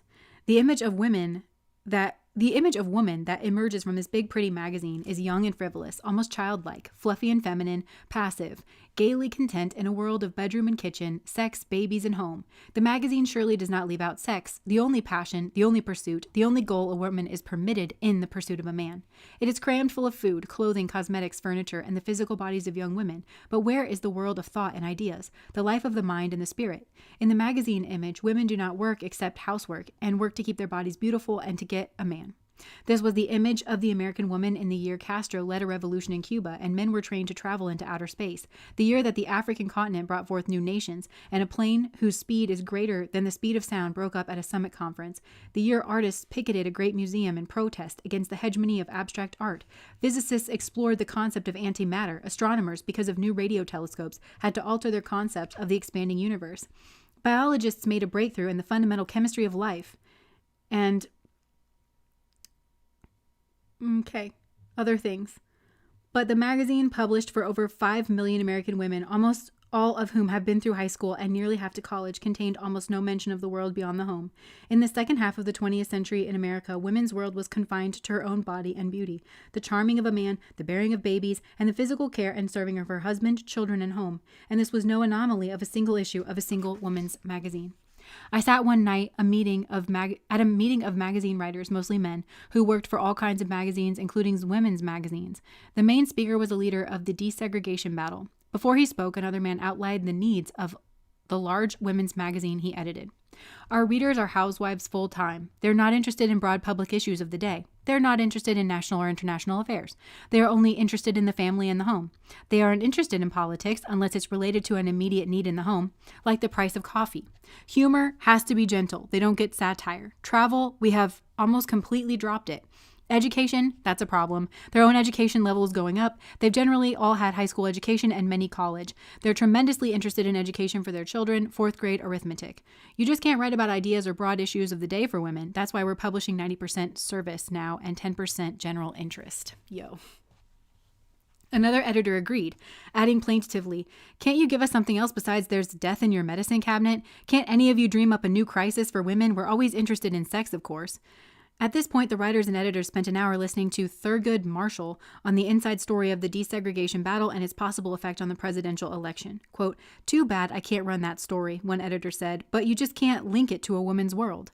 As I listened to them, a German phrase echoed in my mind. Kinder, Kuche, Kirche? I don't know what I just said. The slogan by which the Nazi decreed that women must once again be confined to their biological role. But this was not Nazi Germany. This was America. The whole world lies open to American women. Why then does the image deny the world? Why does it limit women to one passion, one role, one occupation? Okay, I think that's what that means. One passion, one role, one occupation. Not long ago, women dreamed and fought for equality in their own place in the world. What happened to their dreams? When did women decide to give up the world and go back home? A geologist brings up a core of mud from the bottom of the ocean and sees layers of sediment as sharp as a razor blade deposited over the years, clues to changes in the geographical evolution of the earth, so vast that they would go unnoticed during the lifespan of a single man. I sat for many days in the New York Public Library, going back through beyond volumes of American women's magazines for the last 20 years. I found a change in the image of the American woman and in the boundaries of the woman's world, as sharp and puzzling as the changes revealed in the cores of the ocean sediment. In 1939, the heroines of women's magazine stories were not always young, but in a certain sense they were younger than their fictional counterparts today. They were young in the same way that the American hero has always been young. They were new women, creating with a gay, determined spirit a new identity for women, a life of their own. There was an aura about them of becoming, of moving into a future that was going to be different from the past. The majority of heroines in the 4 major women's magazines, then Ladies' Home Journal, McCall's, Good Housekeeping, Women's Home Companion, were career women, happily, proudly, adventurously, attractively career women, who loved and were loved by men. And the spirit, courage, independence, determination, the strength of character they showed in their work as nurses, teachers, artists, actresses, copywriters, saleswomen were part of their charm. There was a definite aura that their individuality was something to be admired, not unattractive to men, that men were drawn to them as much for their spirit and character as for their looks. These were the mass women's magazines in their heyday. The stories were conventional, girl meets boy or girl gets boy, but very often this was not the major theme of the story. These heroines were usually marching towards some goal or vision of their own, struggling with some problem of work or the world when they found their man. And this new woman, less fluffily feminine, so independent and determined to find a new life of her own, was the heroine of a different kind of love story. She was less aggressive in the pursuit of a man. Her passionate involvement in the world, her own sense of herself as an individual, her self-reliance, gave her a different flavor to her relationship with the man. The heroine and hero of one of these stories meet and fall in love at an ad agency where they both work. Quote, "I don't want to put you in a garden behind a wall," the hero says. "I want you to walk with me hand in hand, and together we could accomplish whatever we wanted to." That was A Dream to Share, Red Book, January 1939. These new women were almost never housewives. In fact, the stories usually ended before they had children. They were young because the future was open, but they seemed, in another sense, much older, more mature than childlike, kittenish young housewife heroines today. One, for example, is a nurse, mother-in-law in the Ladies' Home Journal, 1939. That's a citation from the article. Quote, "She was, he thought, very lovely. She hadn't an ounce of picture book prettiness, but there was a strength in her hands, pride in her carriage, and nobility in the lift of her chin, in her blue eyes. She had been on her own ever since she left training 9 years ago. She had earned her way. She needed consider nothing but her own heart." End quote. One heroine runs away from home when her mother insists she must make her debut instead of going on an expedition as a geologist. Her passionate determination to live her own life does not keep this new woman from loving a man, but it makes her rebel from her parents, just as the young hero often must leave home to grow up. Quote, "You've got more courage than any girl I ever saw. You have what it takes," says the boy who helped her get away. Often there was a conflict between some commitment to her work and the man, but the moral in 1939 was that if she kept her commitment to herself, she did not lose the man, if he was the right man. A young widow, in this story, Between the Dark and Daylight, Ladies' Home Journal, February 1939, a young widow sits in her office debating whether to stay and correct the important mistake that she has made on the job or keep her date with a man. She thinks back on her marriage, her baby, her husband's death, the time afterwards which held the struggle for clear judgment, not being afraid of new and better jobs, of having confidence in one's decisions. How can the boss expect her to give up her date? But she stays on the job. Quote, "They put their life's blood into this campaign. She couldn't let him down." She finds her man too, the boss. Oh, she's with the boss. Okay. These stories may not have been great literature, but the identity of their heroines seemed to say something about the housewives who then as now read the women's magazines. These magazines were not written for career women. The new woman heroines were the ideal of yesterday's housewives. They reflected the dreams, mirrored the yearning for identity and the sense of possibility that existed for women then. And if women could not have those dreams for themselves, they wanted their daughters to have them. They wanted their daughters to be more than housewives, to go out into the world that had been denied to them.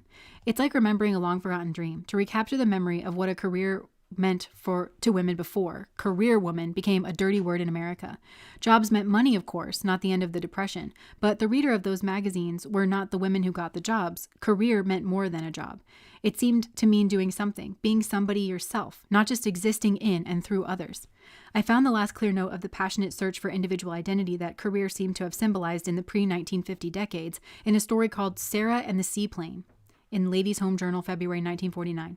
Sarah, who for 19 years has played the part of docile daughter, is secretly learning to fly. She misses her flying lesson to accompany her mother on a round of social calls. An elderly doctor house guest says, quote, "My dear Sarah, every day, all the time, you are committing suicide." I can't say that on YouTube. They'll put a weird thing below this video. It's a greater crime than not pleasing others, not doing justice to yourself. Sensing some secret, he asked if she's in love. Quote, "She found it difficult to answer. In love? In love with the good-natured, the beautiful Henry, the flying teacher? In love with the flashing water and the lift of the wings at instant freedom and the vision of the smiling, limitless world? Yes," she answered, "I think I am." The next morning, Sarah solos. Henry stepped away, slamming the cabin door shut, and swung the ship about for her. She was alone. There was a heady moment when everything she had learned left her, when she had to adjust herself to be alone, entirely alone in the familiar cabin. Then she drew a deep breath, and suddenly a wonderful sense of competence made her sit erect and smiling. She was alone. She was answerable to herself alone, and she was sufficient. Quote, "I can do it," she told herself aloud. The wind flew back from the floats in glittering streaks, and then effortlessly the ship lifted itself free and soared. Even her mother can't stop her now from getting her flying license. She is not afraid of discovering my own way of life, end quote. In bed that night, she smiled sleepily, remembering how Henry had said, "You're my girl." Henry's girl, she smiled. No, she was not Henry's girl. She was Sarah, and that was sufficient. And with such a late start, it would be some time before she got to know herself. Half in a dream now, she wondered if at the end of time she would need someone else and who it would be, end quote. And then suddenly the image blurs. The new woman, soaring free, hesitates in mid-flight, shivering in all that blue sunlight, and rushes back to the cozy walls of home. In the same year that Sarah soloed, the Ladies' Home Journal printed the prototype of the innumerable pains. I don't know what that word is. I've seen it a few times here. It's Paeans. I don't know what that is. To, quote, "occupation housewife," that started to appear in the women's magazines. Pains that resounded through the 50s. They usually begin with a woman complaining that when she has to write housewife on the census blank, she gets an inferiority complex. Quote, "When I read it, I realized that here I am, middle-aged woman with a university education, and I've never made anything out of my life. I'm just a housewife," end quote. Then the author of the word I don't know, who somehow is never a housewife. In this case, Dorothy Thompson, newspaper woman, foreign correspondent, famous columnist in Ladies' Home Journal, March 1949, roars with laughter. "The trouble with you," she scolds, "is you don't realize you are an expert in a dozen careers simultaneously." Quote, you might write business manager, cook, nurse, chauffeur, dressmaker, interior decorator, accountant, caterer, teacher, private secretary, or just put down philanthropist. All your life you've been giving away your energy, your skills, your talents, your services for love, end quote. But still, the housewife complains, I'm nearly 50 and I've never done what I hoped to do in my youth. Music. I wasted my college education. Ho ho, laughs Miss Thompson. Aren't your children musical because of you? And all those struggling years while your husband was finishing his great work, didn't you keep charming your home on a $3,000 a year and make all your children's clothes and your own and paper the living room yourself and watch the markets like a hawk for bargains? And in times off, didn't you type and proofread your husband's manuscripts, plan festivals to make up the church deficit, play piano duets with the children to make practicing more fun, read their books in high school to follow their study? But all this vicarious living through others, the housewife sighs. As vicarious as Napoleon Bonaparte, Miss Thompson scoffs, or a queen. I simply refuse to share your self-pity. You are one of the most successful women I know, end quote. As for not earning any money, the argument goes, let the housewife compute the cost of her services. Women can save more money by their managerial talents inside the home than they can bring into it by outside work. As for woman's spirit being broken by the boredom of household tasks, maybe the genius of some women has been thwarted, but quote, a world full of feminine genius, but poor in children, would come rapidly to an end. Great men have great mothers, end quote. That was Luna. And the American housewife is reminded that Catholic countries in the Middle Ages, quote, elevated the gentle and inconspicuous Mary into the Queen of Heaven and built their loveliest cathedrals to Notre Dame, Our Lady. The homemaker, the nurturer, the creator of children's environment is the constant recreator of culture, civilization, and virtue. Assuming that she is doing well, the great managerial task and creativity, let her write her occupation proudly, housewife. In 1949, the Ladies' Home Journal also ran Margaret Mead's Male and Female.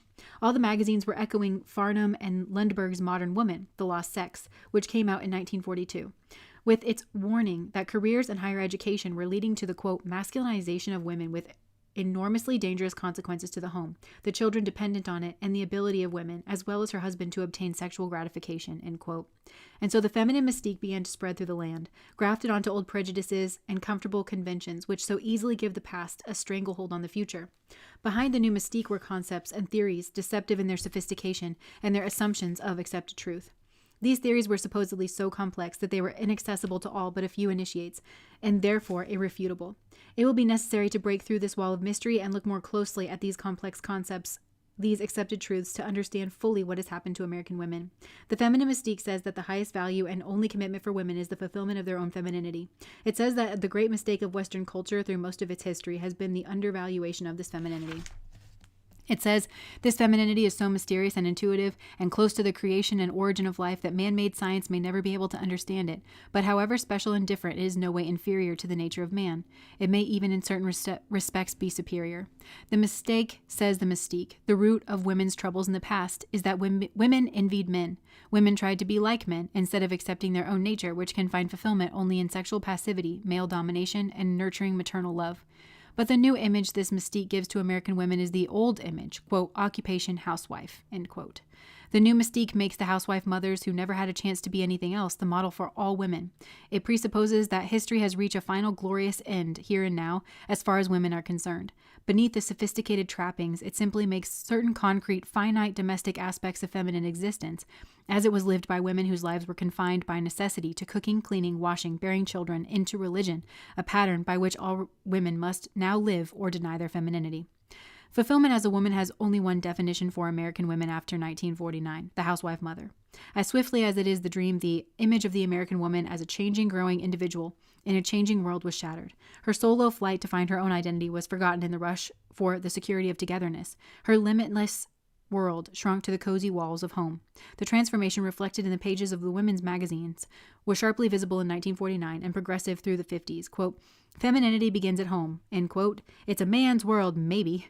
Have babies while you're young. How to snare a male. Should I stop work when we marry? Are you training your daughter to be a wife? Careers at home. Do women have to talk so much? Why GIs prefer those German girls. What women can learn from Mother Eve. Really a man's world. Politics. How to hold on to a happy marriage. Don't be afraid to marry young. The doctor talks about breastfeeding. Our baby was born at home. Cooking to me is poetry, the business of running a home. By the end of 1949, only 1 out of 3 heroines in women's magazines was a career woman, and she was shown in the act of renouncing her career and discovering what she really wanted to be was a housewife. In 1958 and again in 1959, I went through issue after issue of the 3 major women's magazines.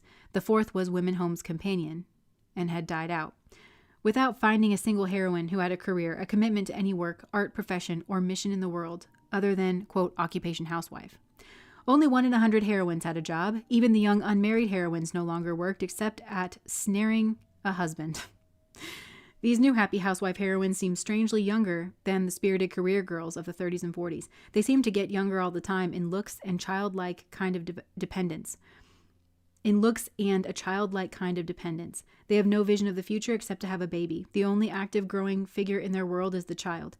The housewife heroines are forever young because their own image ends in childbirth. Like Peter Pan, they must remain young while their children grow up with the world. They must keep on having babies because the feminine mystique says there is no other way for a woman to be a heroine. There is a typical specimen found from a story called The Sandwich Maker. She took home economics in college, learned how to cook, never held a job, and still plays the child bride, although she now has 3 children of her own. Her problem is money. Quote, oh, nothing boring like taxes or reciprocal trade agreements or foreign aid programs. I leave all that economic jazz to my constitutionally elected representative in Washington, heaven help him, end quote. The problem is her $42.10 allowance. She hates having to ask her husband for money every time she needs the pair of shoes, but he won't trust her with a charge account. Quote, oh, how I yearn for a little money of my own. Not much, really. A few hundred a year would have done it. Just enough to meet a friend for lunch on occasion and indulge extravagantly in colored stockings, a few small items, without having to appeal to Charlie. But alas, Charlie was right. I had never earned $1 in my life. I had no idea of how money was made. So all I did for a long time was brood, as I continued with my cooking, cleaning, washing, ironing, cooking, period. End quote. At last, the solution comes. She will take orders for sandwiches from other men at her husband's plant. Okay. She earns $52.50 a week, except that she forgets to count costs and she doesn't remember what a gross is, so she has to hide. I know this sounds like it's like against women, but she's like painting this like messed up picture of what was going on around her. Because this is like, after all, a feminist book. And she's like really painting this world for us. Okay. Okay, except that she forgets to count costs and she doesn't remember what a gross is. So she has to hide 8,640 sandwich bags behind the furnace. What? Charlie says she's making the sandwiches too fancy. She explains, if it's only ham on rye, then I'm just a sandwich maker and I'm not interested. But the extras, the special touches, well, they make it sort of creative. So she chops, wraps, peels, seals the bread, starting at dawn and never finished for the $9 net, until she is disgusted by the smell of food and finally staggers downstairs after a sleepless night to slice the salami for her 8 gaping lunch boxes. Quote, it was too much. Charlie came down just then. After one quick look at me, ran for a glass of water. She realizes that she's going to have another baby. What is going on? What is going on here? Charlie's first coherent words, I'll cancel your lunch orders. You're a mother. That's your job. You don't have to earn money too. It was also beautifully simple. Yes, boss, I murmured obediently, frankly relieved. That night, he brings her home a checkbook. He will trust her with a joint account, so she decides to keep quiet about the sandwich bags. Anyhow, she'll have used them up making sandwiches for 4 children to take to school by the time the youngest is ready for college. The road from Sarah and the Seaplane to Sandwich Maker was traveled in only 10 years. In those 10 years, the image of American woman seemed to have suffered a schizophrenic split, and the split in the image goes much further than the savage obliteration of a career from a woman's dreams. In an earlier time, the image of woman was split in two, the good, pure woman on the pedestal and the whore of the desires of the flesh. The split in the new image opens a different fissure, the feminine woman whose goodness includes the desires of the flesh, and the career woman whose evil includes every desire of the separate self. The new feminine morality story is the exercising of forbidden career dreams, the heroine's victory over the devil first, in the form of a career woman who threatens to take away the heroine's husband or child, and finally the devil inside of the heroine herself, the dream of independence, the discontent of spirit, and even the feeling of separate identity that must be exercised to win or keep the love of the husband and child. In a story in Red Book, the child bride heroine, quote, a little freckle-faced brunette, whose nickname is Junior, is visited by her old college roommate. The roommate, Kay, is a man's girl, really, with a good head for business. She wore her polished mahogany hair in a high chignon, Speared with 2 chopstick affairs. Kay is not only divorced, but she has also left her child with its grandmother while she works in television. This career woman devil tempts Junior with the lure of a job to keep her from breastfeeding her baby. What? She even restrains the young mother from going to her baby when she cries at 2 a.m., but she gets her comeuppance with George, the husband, discovers the crying baby uncovered in a freezing wind. Okay, so she's showing here, like, the way that women are shown in these stories in women's magazines have just drastically changed over the last 10 years. So before the 1950s, there was a place for a career woman, and the way that that career woman image was portrayed was as being a part of a love story and being something that men are not intimidated by or afraid of, but actually attracted to. Her mind and her philosophies and her self-determination and her commitment to herself and her own independence. And then in the 1950s, that seemed to switch back to these horror stories about sandwich bags being like hidden and poor Charlie, who has to get his own swig of water and like, and how relieved his wife was for him to just tell her that her place is in the home and she shouldn't have to worry her pretty little head about sandwich bags and being creative with her ham and rye. Like, yikes. Okay. So that's what this story is like about that.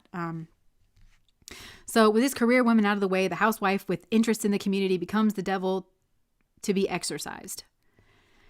So it's like this career woman's spirit like needs to be exorcised from like the women, right? Even the PTA takes on a suspect connotation, not to mention interests in some international causes. The housewife who simply has a mind of her own is next to go.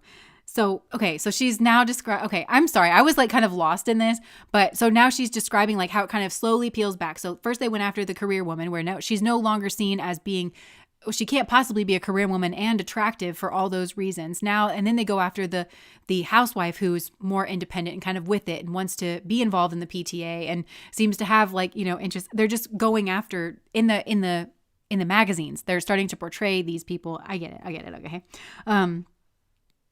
The heroine of I Didn't Want to Tell You is shown balancing the checkbook by herself and arguing with her husband about small domestic detail. It develops that she is losing her husband to a helpless little widow whose main appeal is that she can't think straight about insurance policies or mortgages. The betrayed wife says she must have sex appeal, and what weapon has a wife against that? But her best friend tells her, "You're making this too simple. You're forgetting how helpless Tiana can be and how grateful to the man who helps her." Quote, "I couldn't be a clinging vine if I tried," the wife says. I have a better than average job after I left college, and I was always a pretty independent person. I'm not a helpless little woman, and I can't pretend to be." Yo, this is so relatable. So it's portrayed as attractive to be helpless. You guys, if you've listened to my channel, you know this is something that does come out and it does kind of grate on me, you know, because if you are a grown woman and also dumb at the same time, something went wrong with you. Like, it shouldn't be considered attractive, like, you know, and it seems to go against evolution as well, you know, where it's like, you're going to breed with someone who is hopelessly stupid and can't problem solve to save their life. Like, your child is probably not going to make it, you know, like if we lived in like a natural world, question mark, I don't understand this like glamorization of helplessness and like being dumb. But that's the instinct of a predator to its prey.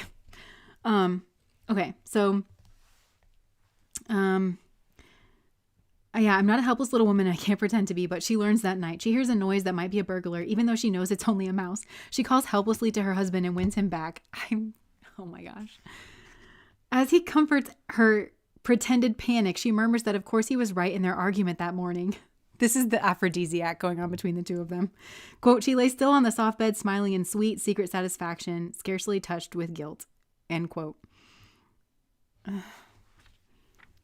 I might not be able to finish this chapter, you guys. I'm so sorry. She feels guilty for like being with her husband, and she feels in competition with this other like helpless lady. No. The end of the road, in an almost literal sense, is the disappearance of the heroine altogether as a separate self and the subject of her own story. The end of the road is togetherness, where the woman has no independent self to hide. Even in guilt, she exists only for and through her husband and children. Coined by the publishers of McCall's in 1954, the concept of, quote, togetherness was seized upon avidly as a movement of spiritual significance by advertisers, ministers, newspaper editors. For a time, it was elevated into virtually a national purpose. But very quickly, there was sharp social criticism and bitter jokes about, quote, togetherness as a substitute for larger human goals for men. Women were taken to task for making their husbands do housework instead of letting them pioneer the nation and the world. Why, it was asked, should men with the capacities of statesmen, anthropologists, physicists, poets have to wash dishes and diaper babies on weekday evenings or Saturday mornings when they might use those extra hours to fill the larger commitments to their society? Significantly, critics resented only that men were being asked to share, quote, women's world. Few questioned the boundaries of this world for women. No one seemed to remember that women were once thought to have a capacity and vision of statesmen, poets, and physicists. Few saw the big lie of togetherness for women. Consider the Easter 1954 issue of McCall's, which announced the new era of togetherness, sounding the requiem for days when women fought for and won political equality, and the women's magazines, quote, helped you carve out the large areas of living formerly forbidden to your sex, end quote. The new way of life in which men and women in ever-increasing numbers are marrying at an early age, having children at an earlier age, rearing larger families, and gaining their deepest satisfaction, end quote, from their own homes, is one which, quote, men, women, and children are achieving together, not as women alone or men alone, isolated from one another, but as a family, sharing a common experience, end quote. The picture essay detailing that way of life is called, quote, A Man's Place is in the Home. End quote. It describes as the new image and ideal a New Jersey couple with 3 children in a gray shingled split level house. Ed and Carol have, quote, centered their lives almost completely around their children and their home. They are shown shopping at the supermarket, carpentering, dressing their children, making breakfast together. Quote, then Ed joins the members of his carpool and heads for the office. Ed, the husband, chooses the color scheme for the house and makes the major decorating decisions. The chores Ed likes are listed. Putter around the house. That is not a chore. Putter around the house. Wait, hold on. Make things. Paint, select furniture, rugs, and draperies, dry dishes, read to the children and put them to bed, work in the garden, feed and dress and bathe the children, attend PTA meetings, cook, buy clothes for his wife, buy groceries. Ed doesn't like these chores. Dusting, vacuuming, finishing jobs he started. I'm crying. It says he doesn't like to finish jobs he started. Hanging draperies, washing pots and pans and dishes, picking up after the children, shoveling snow or mowing the lawn, changing diapers, taking the babysitter home, doing the laundry, ironing. Ed, of course, does not do these chores. For the sake of every family member of the family needs a head. This means father, not mother. Children of both sexes need to learn, recognize, and respect the abilities and functions of each sex. He is not just a substitute mother, even though he's ready and willing to do his share of bathing, feeding, comforting, playing. He is a link with the outside world he works in. And if that world he is interested in, courageous, tolerant, constructive, or he will pass on these values to his children. I see why I feel like my guides were like encouraging us to read this, because this is where your identity and your personhood is centered around biological sex, which means the material world. And spirituality and the way that we view things is centered around the spirit, which doesn't have a sex. It doesn't have gender.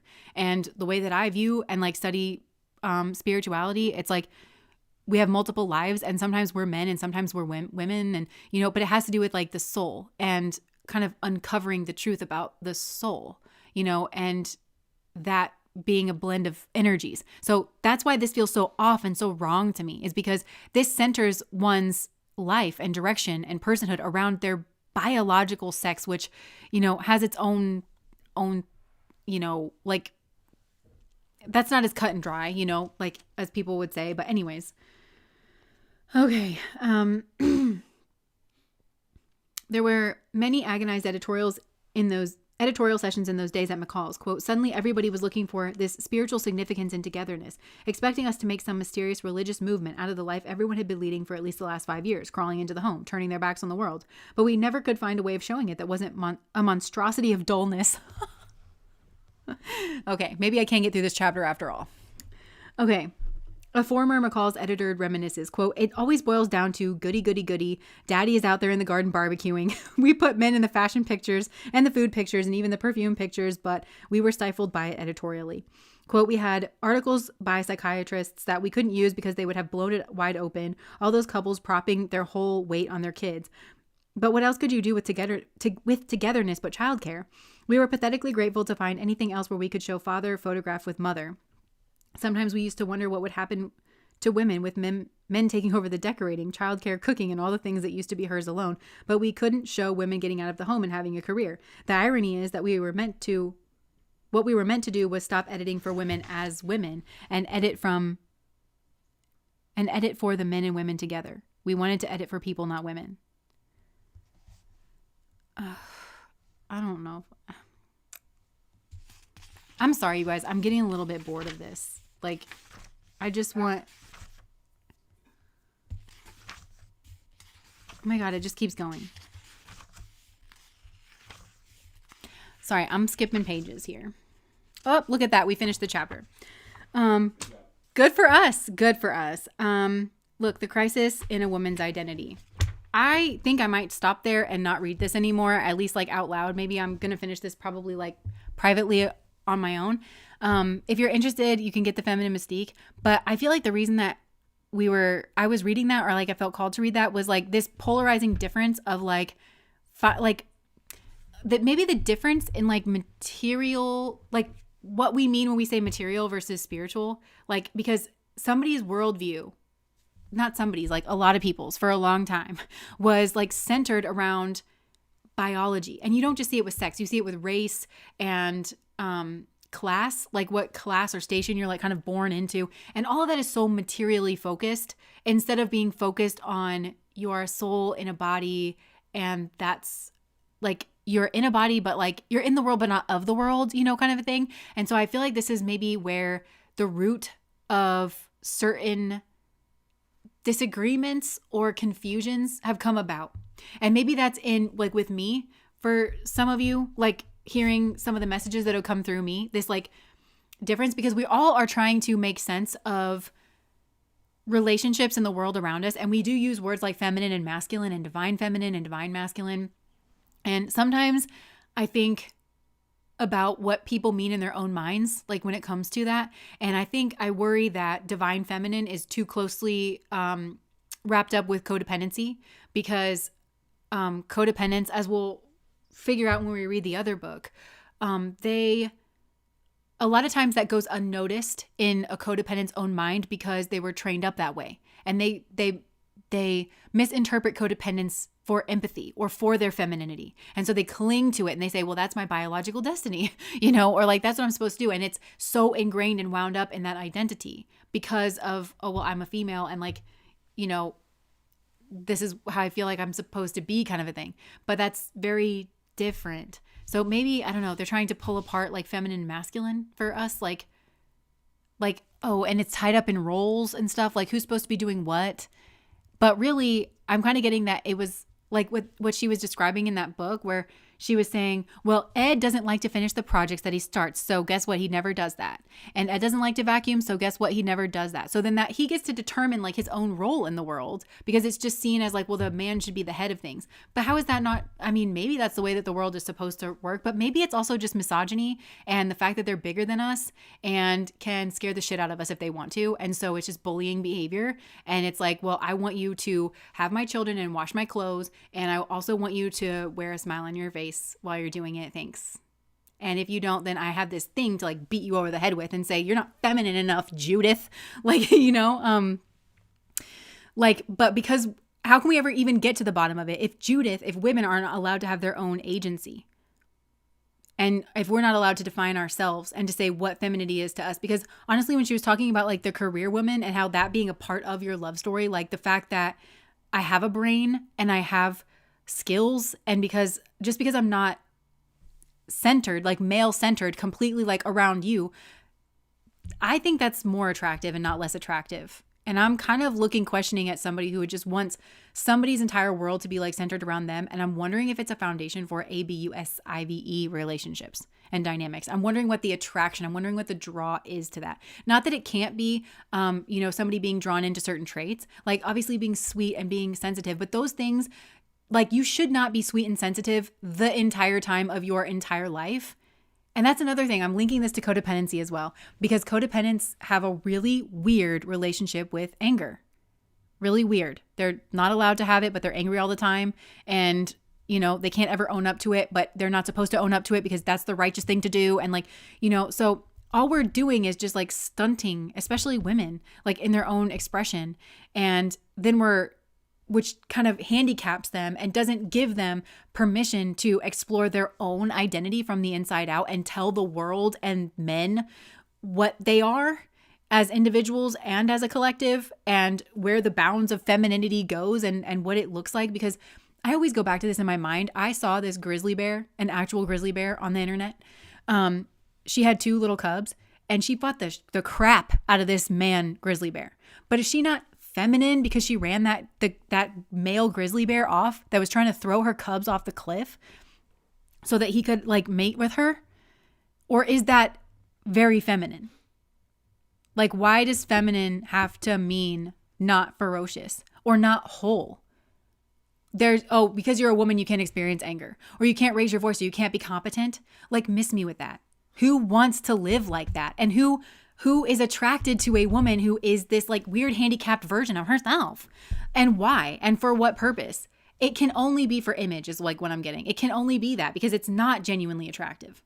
Like, if you're just allowed to kind of express yourself, it's like, I'm attracted to this fairy tale that the magazines put forward, you know, as she's like describing that. And I feel like that's what I'm kind of unpacking for myself. Like, and also like, why is it the end of the world if like every guy isn't attracted to you? And like, you know, Judith is just the real picture of femininity. Like, you just need the right guy. That's what I was resonating with when she was like, yeah, you know, like the women who have other things on their mind. It's like, if he's not attracted to that part of you, then he's just not the one. You know, because it shows such a joined in like being joined in values and stuff. I don't know. And you see a rise in this kind of stuff that's happening on the internet. And I do worry about it. And I think a lot of that is because economies all over the world are kind of going down now, and everybody feels scared and on precarious ground. And they have noticed that like women, like makeup sales rise whenever economic conditions get worse, which signifies that like people are more trying to partner up to like kind of solidify their foundations. And I don't know. You also see like the rise of these like podcasters that put forward this exact, I mean, it's almost like, I was thinking that when we read the first chapter last time, I was like, oh my gosh, it's like they read this first chapter, but entirely from the wrong angle. And they're like trying to like remake that where, oh, well, women aren't interested in philosophy or politics, or, you know, their widow brains can't handle it and they just care about sewing. And it's not that you can't care about sewing. I actually wish that I knew how to sew because I'm bad spatially and I'm kind of bad with mathematics, and I will learn how to sew, you know, at a certain point in my life whenever I have the time to. But I just don't want it to have to be my identity. And I don't want to have to virtue signal my femininity all over the place, you know? And until then, I'll just be a grumpy puss about it. Like, I just will. I've never understood what's inherently feminine about sewing. My husband is an Eagle Scout, learned how to sew in Eagle Scouts, and hems up all my pants for me. No, I taught myself how to sew. Oh, he taught himself how to sew. But also, he's like incredibly pragmatic. Like, just very pragmatic. It's just a useful skill to have. It is a useful skill to have. And I can sew things. Like, I sewed a pillow. I've sewed like holes in my clothes, but like, and I just kind of figured it out too. But like, I don't know. I could probably, I don't know. I watch people sew things on the internet, but like, so I think I could probably figure it out. But you know what I'm saying? Like the skill of it, like I kind of admire the skill of it. And I think it would be meditative, but you know, you get what I'm saying. Like, why is it always stuff outside of ourselves that we have to attach ourselves to and align ourselves with to like perform femininity or perform masculinity? Like, why can't you just be yourself? And in a way, there's a kind of weakness, like for somebody that has to like align themselves with femininity or masculinity, like outside of themselves, like to kind of perform it. It does kind of, there's some kind of weakness in here where you can't just go and be your own Aquarian self and go against that and say, well, I mean, yeah, I understand that. And I understand that that's right for you, but it's not right for me. And even though I know society is pushing me to be that in order to declare my value as a feminine person or a masculine person, I still have to go with myself and say, actually, sewing is just not something that I have naturally aligned with. It's just not. And I luckily am a human, and humans are social creatures. And so where I don't know how to do something, somebody else does know how to do something. And I know something that they don't know how to do. And we're just going to rely on each other. We can rely on each other. That's the other thing too that this brings up for me is like, Why is it such a focus on like just a man and a woman? Everybody is exhausted and we're supposed to be tribal and we're supposed to be communal. And you can rely on other women in your community to help like with the load. Like, can you imagine if the tribe made dinner every night and every single one of us as individuals was not making 3 motherfucking meals per day? Can you just imagine like what that would free up for you? It would free up a lot, you know? But no, we all have to have an individual set of pots and pans that all have to be manufactured, and we all have to go out and buy our individual sets of pots and pans. And then you have to have your individual recipe book that you have recipes that you can make for yourself, and you got to do the grocery shopping every single week. It's so much extra work that we could be just relying on each other. But anyways, let me get off my soapbox. No. Yeah. Did you know that most research around female menopause and hormonal issues are done on men? What? Or have been done mostly on men throughout time? How is that even possible? Women's have been so poorly researched. So poorly researched. And it was like, there was that big women's study in the 1980s, remember? And then it was like downhill after that. And it tends to go that way in society, where it's like, you'll make like a big breakthrough and then like everybody just jumps on it or attacks it. It's like, no, the status quo. But I do know that we went to the moon before we like mapped the clitoris. And also like think about childbirth for women. Like there's been a lot of talk recently online, like why have we not figured out like, you know, pain and things for women. And a lot of scientists, because a lot of scientists are women now. So they're saying like a lot of scientists have said like, yeah, I actually wanted to go into that, but there's no money in it. You won't get any like funding or anything for that. It's just women's issues are like notoriously underfunded, women's like health stuff, which is why it's important to have women in certain fields. Because they're naturally going to take an interest in like, how is this different for women's bodies or things like that? Yeah, but you know what I've never wondered or never understood is like, how have men not been curious about the clitoris? Like, how like what is, you know what I mean? Like, what is scary or like off-putting or intimidating? You know what I think it is? Like, I think it's low self-esteem because find out what's going on here. This is great. You know that there's like entire like swaths of men like in certain like cultural like groups that actually and literally believe that women cannot experience schmegdual pleasure. Yeah. Like, way to tell on yourself. But it's also like just like not paying attention to anything. But I think also like a lot of those cultures like have like these weird child brides and stuff. Like they're just trying to erase they just want to use bodies and not have to deal with a person. Like, and that's not all men, but there's like a lot of them where it's like, you know, where it's like, why is this so pervasive? You know, or like, you know, female mutilation. You know what I'm saying? They just like cut it off. And to make it to where she can't experience pleasure or like, and she even has to like experience pain. Some cultures like sew their wives up if he's going to leave for a certain period of time and then they unsew. Can you imagine? Like it's really shocking. This world is just shocking like everywhere you look, and it's not just gender issues. Like it's other things too. And it's so body focused. Like we're just obsessed with the body in a weird way, you know? So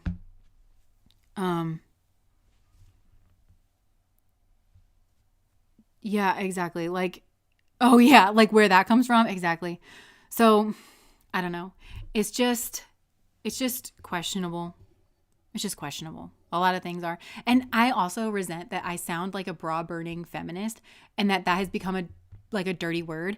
The other thing, okay, this is the last thing I'm going to say on my soapbox is like people like feminism means something, and it means that both genders are equal. It's the feminists who fought for your right to choose whether you want to be in the home or not be in the home. That's what feminism is. But there are certain sectors of society that have rebranded feminism to say that it means you must be a working woman and that's the only thing that is valued and that you must not be in the home. And that's not the feminist stance. The feminist stance is that it should be up to a woman to choose her own destiny. And so they warp the word feminism and feminist into meaning that.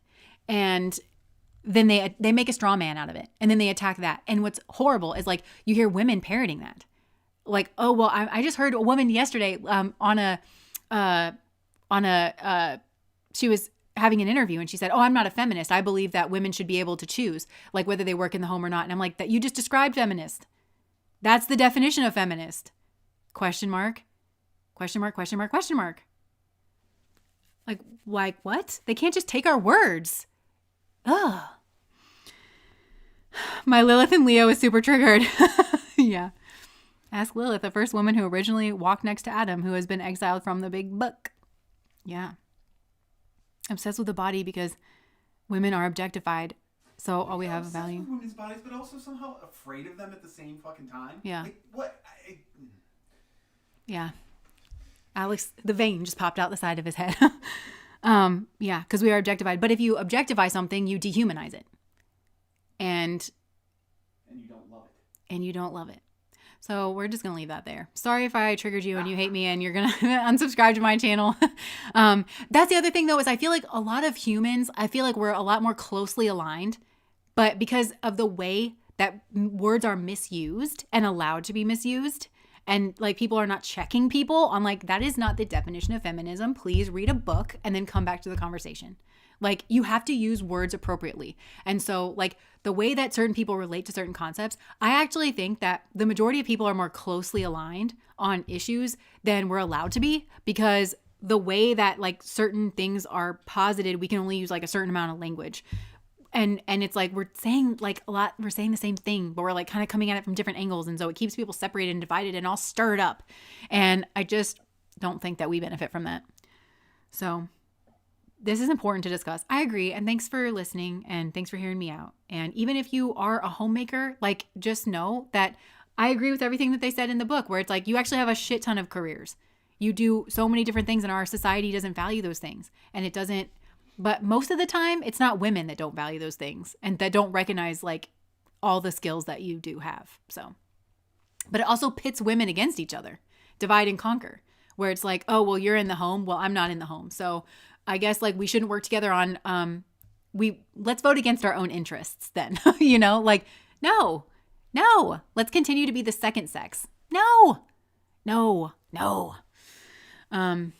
Okay. Anyways, I'm gonna leave that there. I'm all agitated now, but, okay.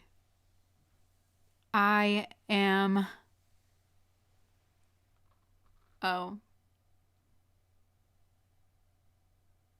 interesting.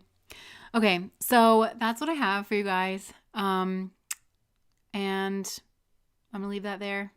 Thanks for listening to me. Thanks for being here.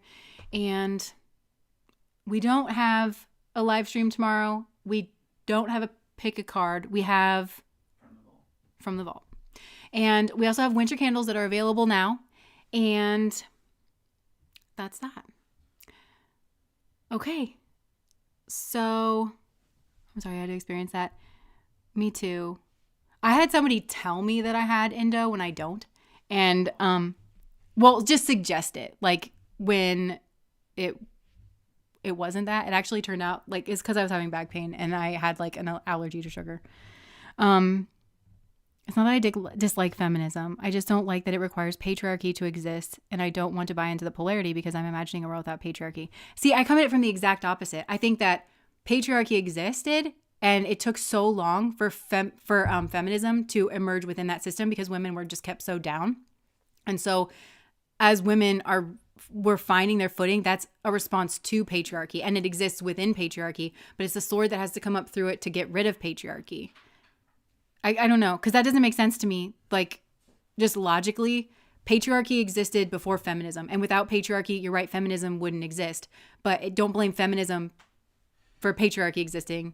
It's kind of like how without oppressive socioeconomic and political systems, revolution wouldn't exist. Boom. But revolution is a necessary response to such oppression. Yeah, and you can't demonize revolution because it requires oppression.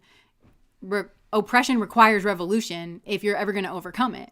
So feminism, in a way, it is its own revolution. But that's also why people want to demonize it. I mean, obviously, there's like, there's this fucked up form. But yeah. But I don't have to hate myself to be feminine. Amen. Yeah. Okay. So I'm getting out of this. Thanks for showing up here And I'll see you whenever I see you. My brain is like so fried. Okay, bye guys.